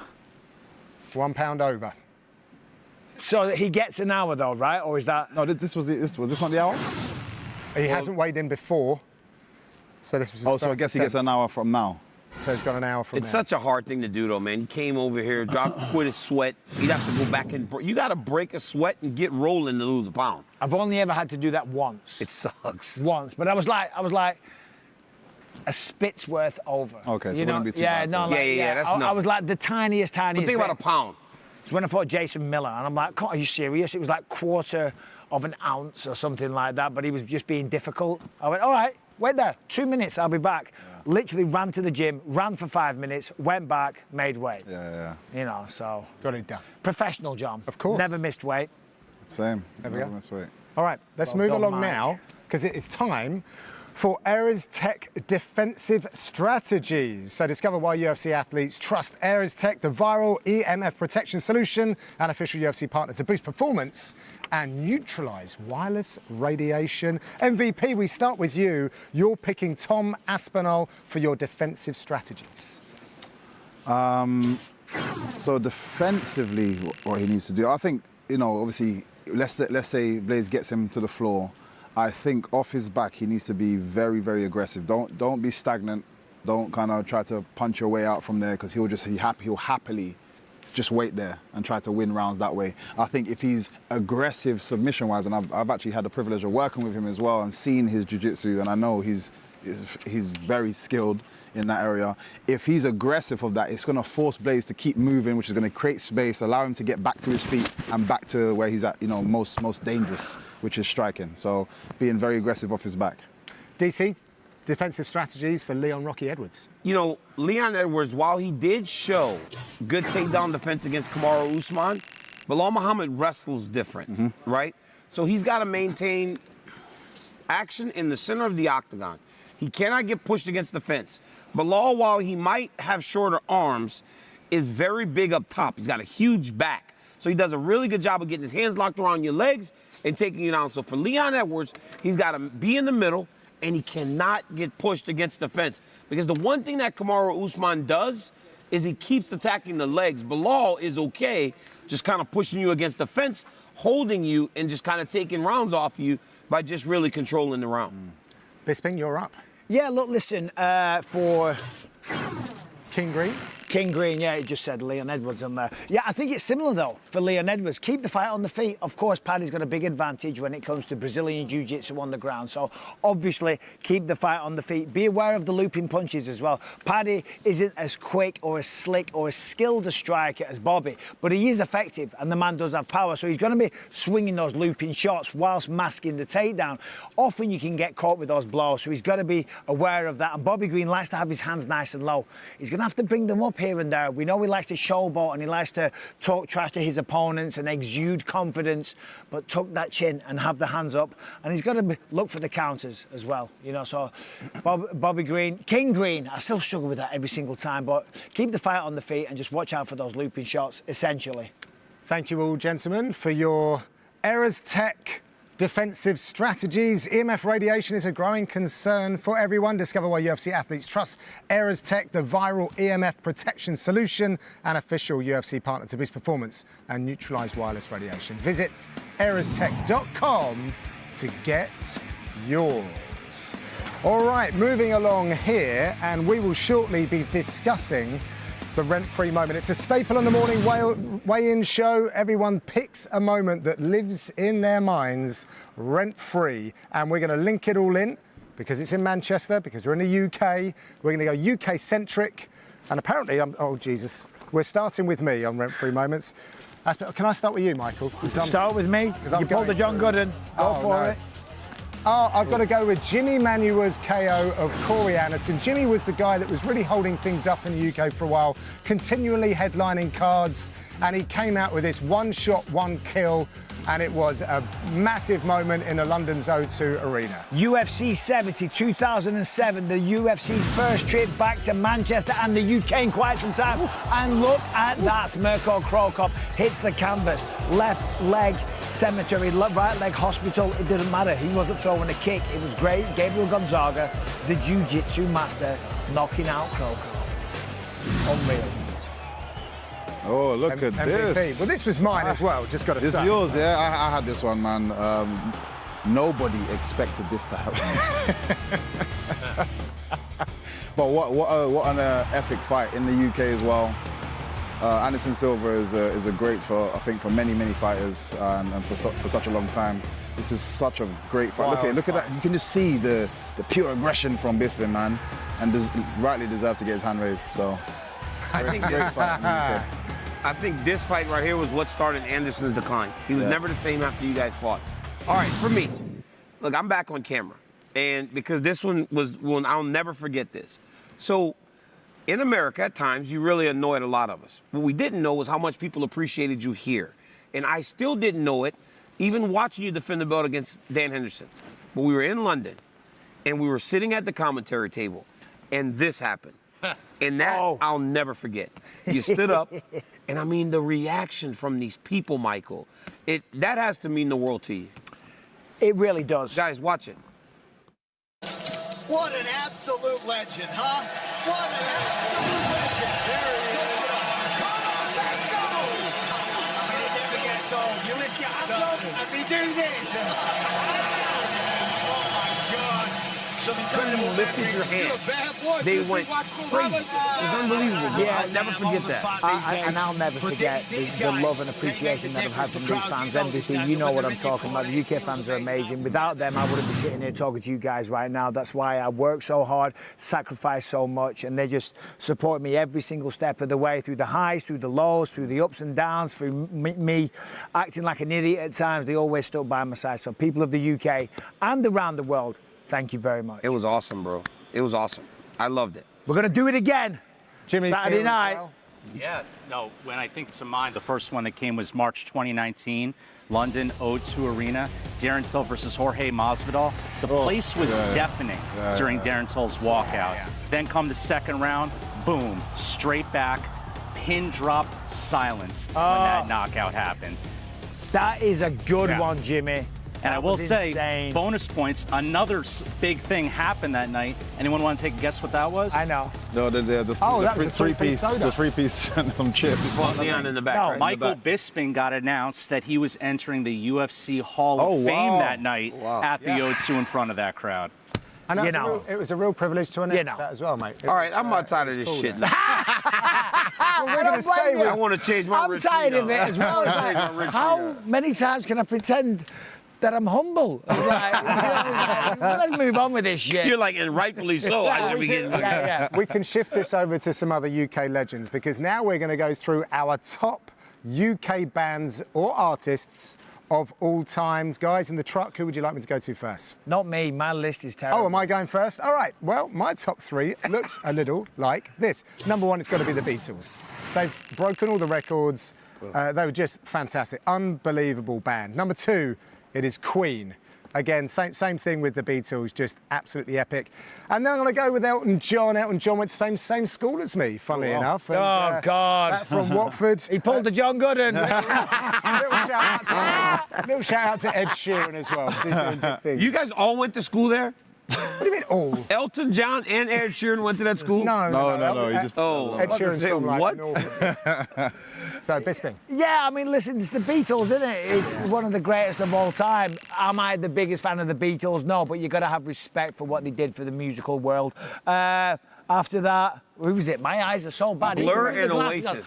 Oasis. We're in Manchester, of course. You know, a lot of people gave me a bit of shit for not walking out to Oasis when I fought here in Manchester, but I had to go with song 2, of course, by Blur. Did some incredible stuff, some great songs. And Damon Albarn with the Gorillaz. I'm probably a bigger fan of some of the stuff by the Gorillaz. Which is controversial, because they're the Southerners. Well, you got the Southerners were Blur, and then the Northern contingent for Oasis. We're not children, are we? I would say Oasis, again, just giving my respect to the obvious bands that, you know, anytime they play certain tracks. As well. Queen. And I had to be controversial here, man. Spice Girls. Spice Girls. You know, I forgot about the Spice Girls. I was going to go for Take That. Is that what you really want? Man, Spice Girls, man. They had a moment in the UK and just around the world in general, and they cleaned up every track I could sing now. Now, hold on. Tell me what you want, what you really want. Hold on. So tell me what MVP. you want. What you really want. Are you serious? I'm being dead serious. Are you pulling a John Gooden? Because you're going to get a Zigga Zigga. All right, you ready for my list? No. All right, number 3. No. Sir Elton John, he was awesome. Number 2, the Beatles, and the greatest of all time is Coldplay. Cause you're a God, stop. Cause you're a sky full of stars. Hopefully they'll fix Hey, you're right. It's a track, Coldplay it's a track. was awesome. It's a track. Coldplay, I went to a concert, and that guy, right? Chris Martin. Chris Martin had 80,000 people in Levi Stadium hitting multicolored balloons, dancing. It was the greatest party I've ever experienced in my entire life. Coldplay is the greatest artist I've ever seen. Hey, they're better than the Beatles. Oh, come on. Let me tell you this, they are fantastic. They're to be honest. phenomenal. I went to see Coldplay Yes. in Toronto. How awesome was it? Check this out, though. Quick story, bring it back to the UFC world. I was there for the press conference. I was fighting on UFC, whatever it was. I think it was Toronto, yeah. Joseph Benavidez was fighting Demetrius Johnson. I think that is the fight. Anyway, they were fighting each other. I got tickets through the UFC to the Coldplay concert. They were both there. They went together. They were fighting each other in the main event. They went on a date to Coldplay. I'm sitting there with my cornerman. I'm going, what are you guys doing? They're like, well, we're professionals. I'm like, yeah, okay. But wait, how awesome was the concert? It was incredible. The greatest UK It was band of all incredible. time. Easy. Coldplay are great. Go ahead, Jimmy. Yeah, but they're not the build off best. that, right? Yeah, go, Jimmy. So there's a reason you're the double champ. It's because when you know something, you know something. Greatness was greatness. Number 3 on my list is Coldplay, the #1 band of the 21st century by far. Number 2, Elton John, with selling 300 million records worldwide. And number 1, of course, the Beatles, 20 #1 hits. No one's ever going to touch it. So DC, double champ, you know exactly what's going on. Okay, thank you very much. I got my Coldplay recommendation from Jimmy. You did. Well, I he was on the wrong. call. He was wrong, and so were you. Let's turn it back to the fights then. Michael, coming over to you. Paddy said it earlier when we spoke to him at the weigh-ins. Everyone has been doubting me. They doubted that I'd ever get close to the rankings, but of course, with a win tomorrow, he will probably have a number next to his names. But can you give us a sense of how you think he's ascended since he's been here in the UFC? Well, the reason people have doubted him is because he's been so brash and he's talked himself up and he says he's going to take over the sport and all the rest of it. So with that, you're going to be polarising. People are going to support you, people are going to enjoy it, and people are going to ridicule you and say that you've got lofty expectations. So that's why people have kind of underestimated him.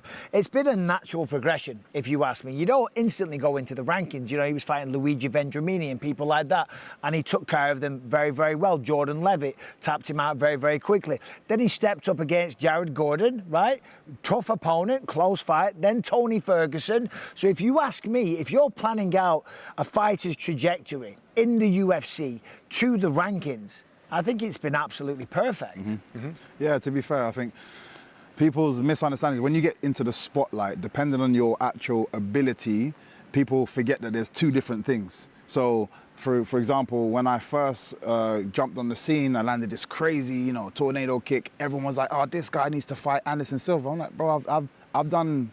Was that at UCMMA? At UCMMA, at the time, I had done jiu-jitsu for like 6 months. Right. And then, but people's expectations of you, because I'm now in the spotlight, are always like over here. And as you say, I think Paddy's progressed in the natural way, in a smart way as well, and slowly just built to this moment now. And I think it's he's going to keep going. If he keeps going, I think it's been a perfect kind of path to the top. Yeah. It's like he can't win, right? Yeah. Whatever he does. Yeah. No matter what he does. But that's what happens when people or get an idea of who you are. It's hard to change it, man.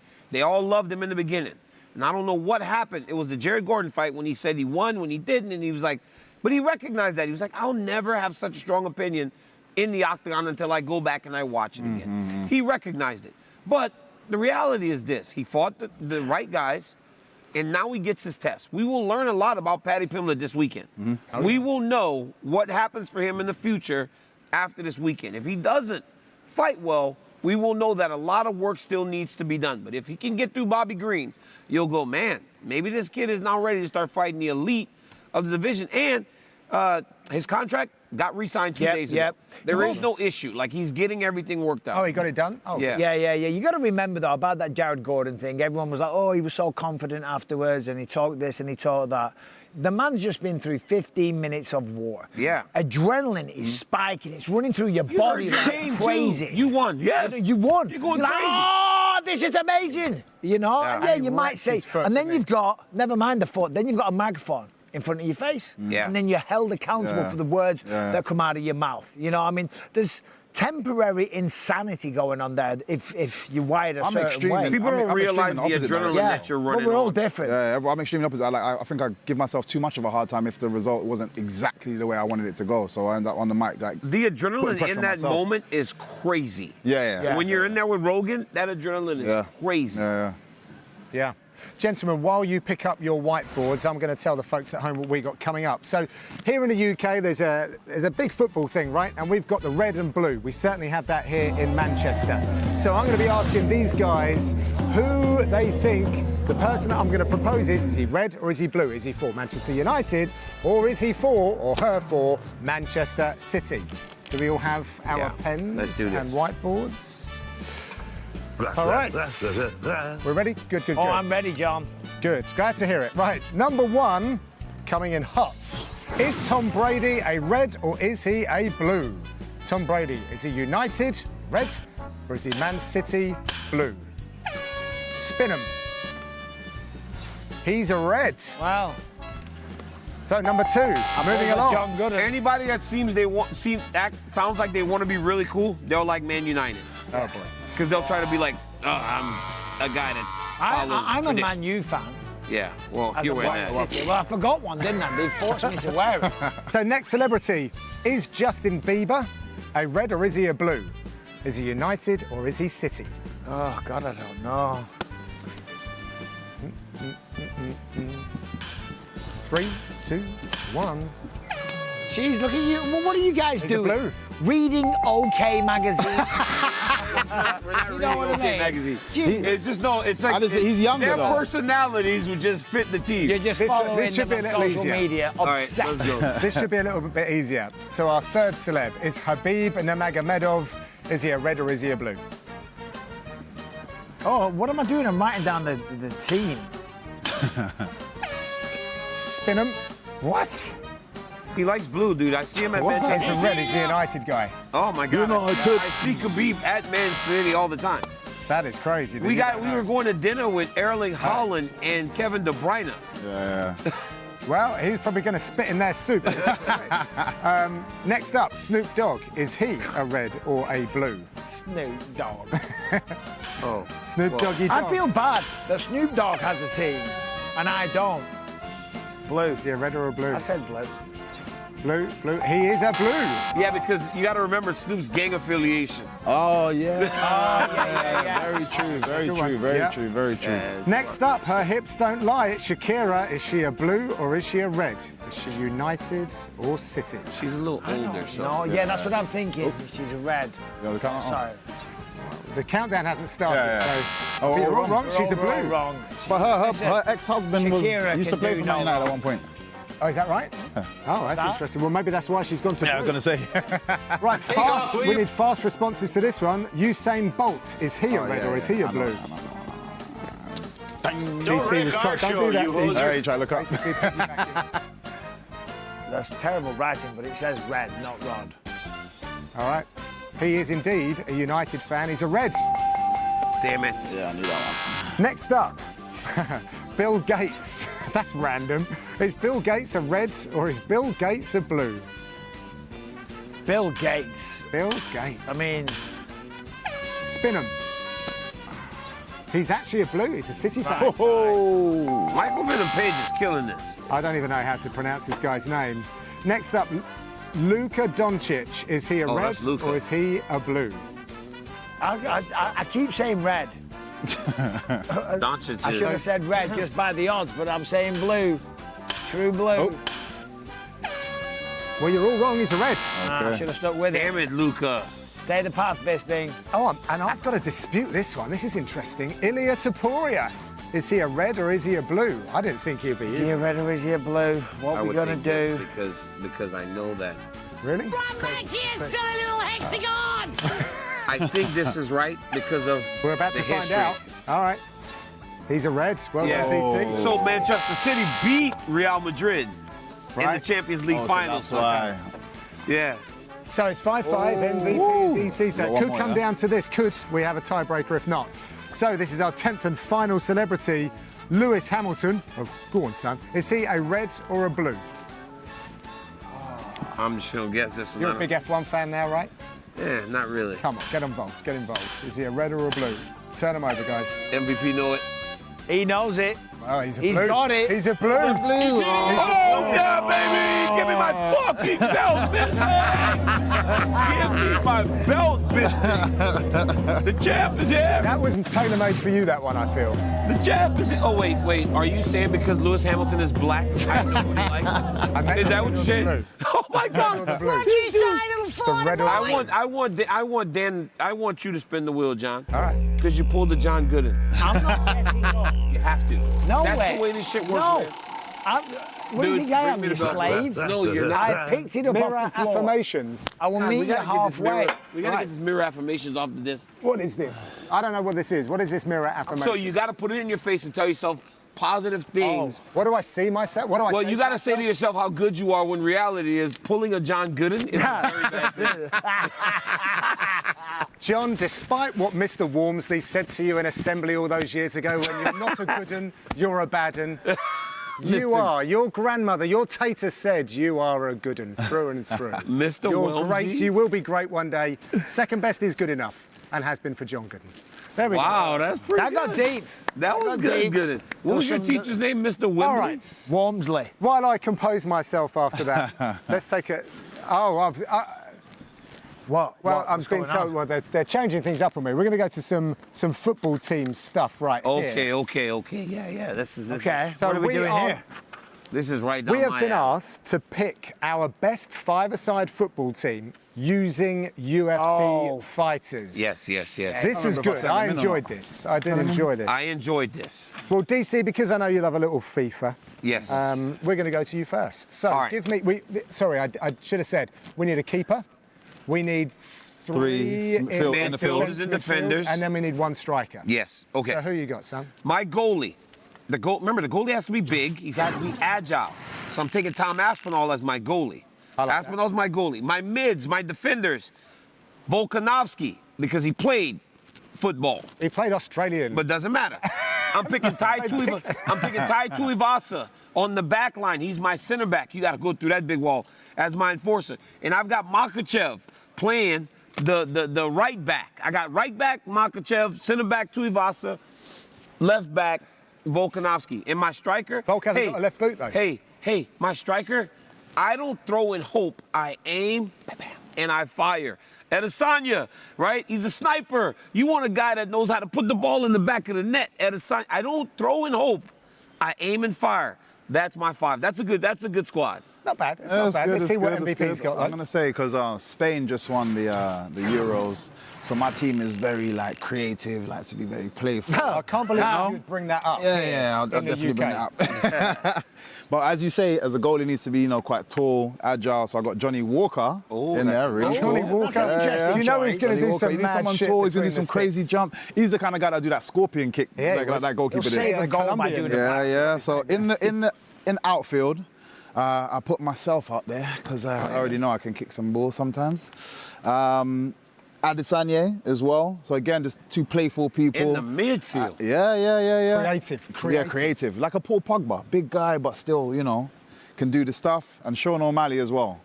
Again, another creative type of thing. And then my striker, I'm going for Stephen Wonderboy Thompson. Man.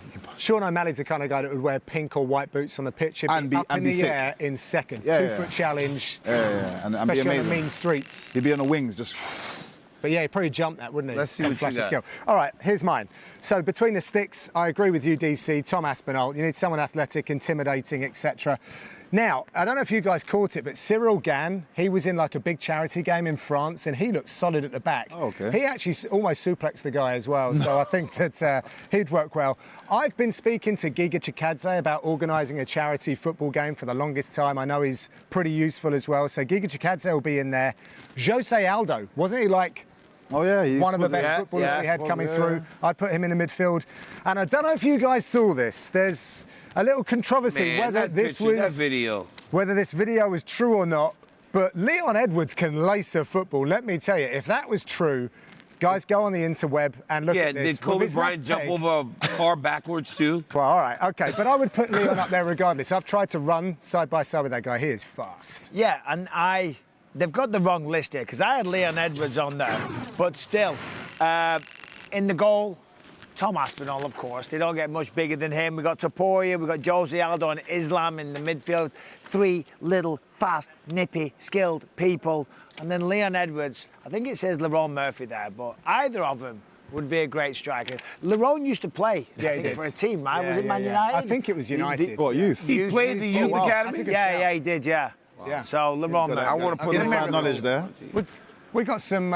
We got some talent. really good. We got some really good teams. Right, we're going to exit stage right because the Olympics is on. We're going to play a little knockout basketball. Oh yeah. Last game of the show, folks. MVP. No, I won. To pick the order of knockouts. The cringe continues. And for the very first time, we're going to have a special appearance from Derek from Graphics. So let's get down there. Let's introduce Derek. Yeah, Derek was a high-level basketball player. I've never played basketball in my entire life. I just want to just put that out there so the world knows. Derek, get a couple dunks. No, you better not. I can dunk. Hey, you want to do me a favor, Jimmy? What's that? Hold my championship. Stand right next to me when I'm shooting. I'm playing. Oh, you're playing. Miles. So, Jimmy, this is a game of knockout. Can you just set up the rules for us, please? So hold on, everyone. This is DC. Oh, that's not bad. So what do we do? Set the stool out. One person Jimmy's in about front, to one person in high. There are 2 basketballs. The way that it works is the first person will shoot. If they do not make it, they have to retrieve their ball and make the ball any way they can. The person behind will start to shoot. If they make it, then that person is knocked out. If you make a shot, go to the back of the line quickly. If you don't make a shot, you're out. No, if you don't make a shot, you have to get your ball and then make it any way that you can before the person behind you gets it. I'm going to go last so I can kind of follow. MVP. Yeah, if you make a shot, you have to get your ball and give it to the next person. You start. Oh, yeah, you first. I'm first? So it's a game of quickness. MVP, you choose the order. Yeah. 1. Derek goes first. I don't know what's going on. DC 2. I don't know how to play basketball. You're third. I have 1 arm. I don't really fourth. know what I'm doing. Just No, need no, to shoot no, some no. hoops. 4. Michael's wait, fourth. you gotta shoot before I I'm can fifth. shoot? John Gooden You is never play sixth. knockout? Scheißen. I gotta make sure. Put me behind you because you go? know I suck. Miles, you have that whistle? I'll look amazing next to him. Miles is going to whistle you to start this. So we've got to shoot from behind the line, I think. Derek! Oh, shit. All right. Derek goes to the back. You're all messing up. Oh, he's out. He's out. Whoa. I'm out. I'm out. Jimmy, you don't wait. Went so Get the ball, get the ball. Get the ball, Bisping. I'm still in. Yeah. That's Who's that? amazing. What do I do? What do I do? Get in, get in. You have to get it. Oh, Michael's out. Bisping. He's gonna hit a jumper. God damn. There you go. Here we go. Bisping's not getting the ball. Oh, what do I do? Ah, Michael's terrible. What do I do? Yeah, Oh, no. Gooden's out. Gooden's out. Am I out? Yeah. Michael. Ah, I missed it. Go Get it. Go get it, Bisping. Shoot.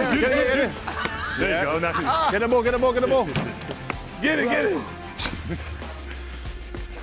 Jimmy's out. Jimmy's out. Yeah, you're out. Don't. Oh, Jimmy's out. Shoot I should Mike. definitely be out. Shoot Mike. Oh! Jimmy. Go get the ball. ah, now Mike's out. Bisping's out. 3 left. Oh, good job, Derek. I've got to be out. Oh, he's out. There he goes.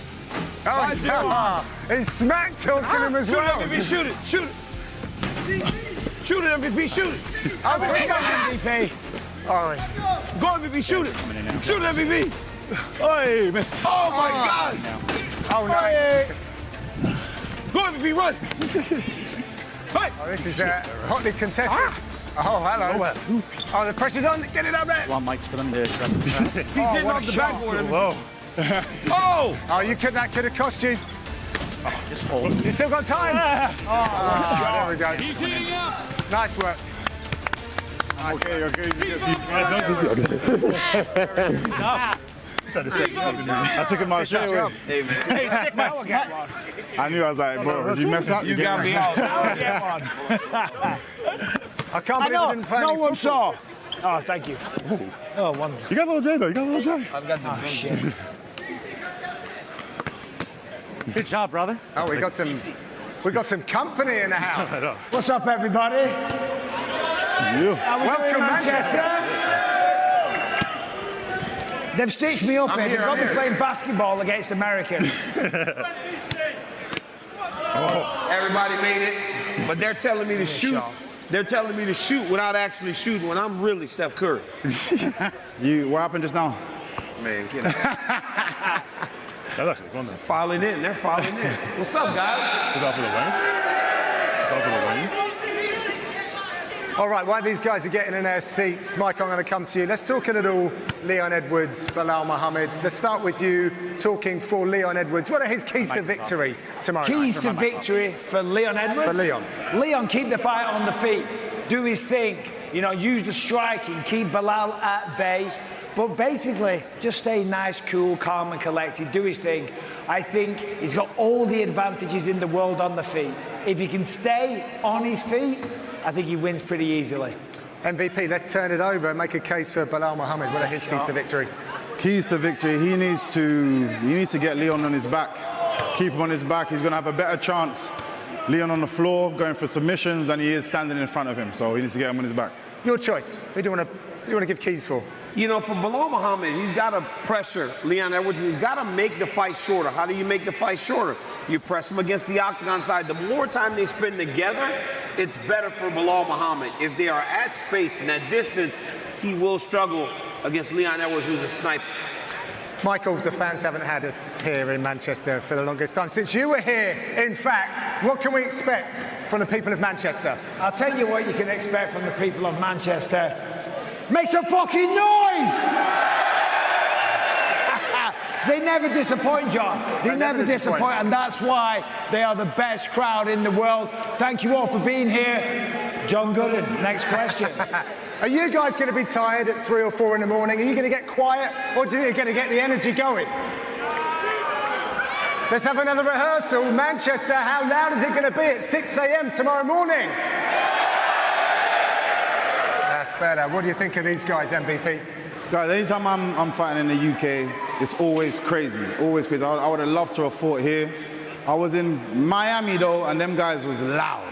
I was in Vegas, them guys was kind of loud. But England, you gotta show me what's going on. What's going on? Make noise, especially at 3 in the morning, 6 in the morning. These fighters are gonna need you guys. Make Absolutely. it happen. All these international fighters are super excited to hear the Manchester fans. I know that you're all going to get behind them. Thank you very much for joining the weigh-in show today. Michael Venom-Page, Michael Bisping, Daniel Cormier, thank you very much for all of your analysis and your company. Of course, make sure to tune in to the big fights, the prelims and the main card on pay-per-view on ESPN. We heard from some of the big guys. Look at that big smile. Yeah, a lot of smiles this morning, fellas. It was a fun show. It was a very fun show. Still got it, Mr. Bisping. 2 total knee replacements. I still beat you in a race, Steve. I beat Michael Venom-Page in a race. Nah, the evidence is there. All right, well, it's been good fun. DC, Michael Bisping, MVP, thank you very much. Looking forward to enjoy the hearing you fights guys this on the weekend, broadcast. everybody. It's going to be an incredible fight card. Make some noise for Tom Aspinall. Come on. Leon Edwards, of course. Bisping. Paddy Pimblett. Top to bottom, going to be an incredible night. Enjoy, everybody. What's that?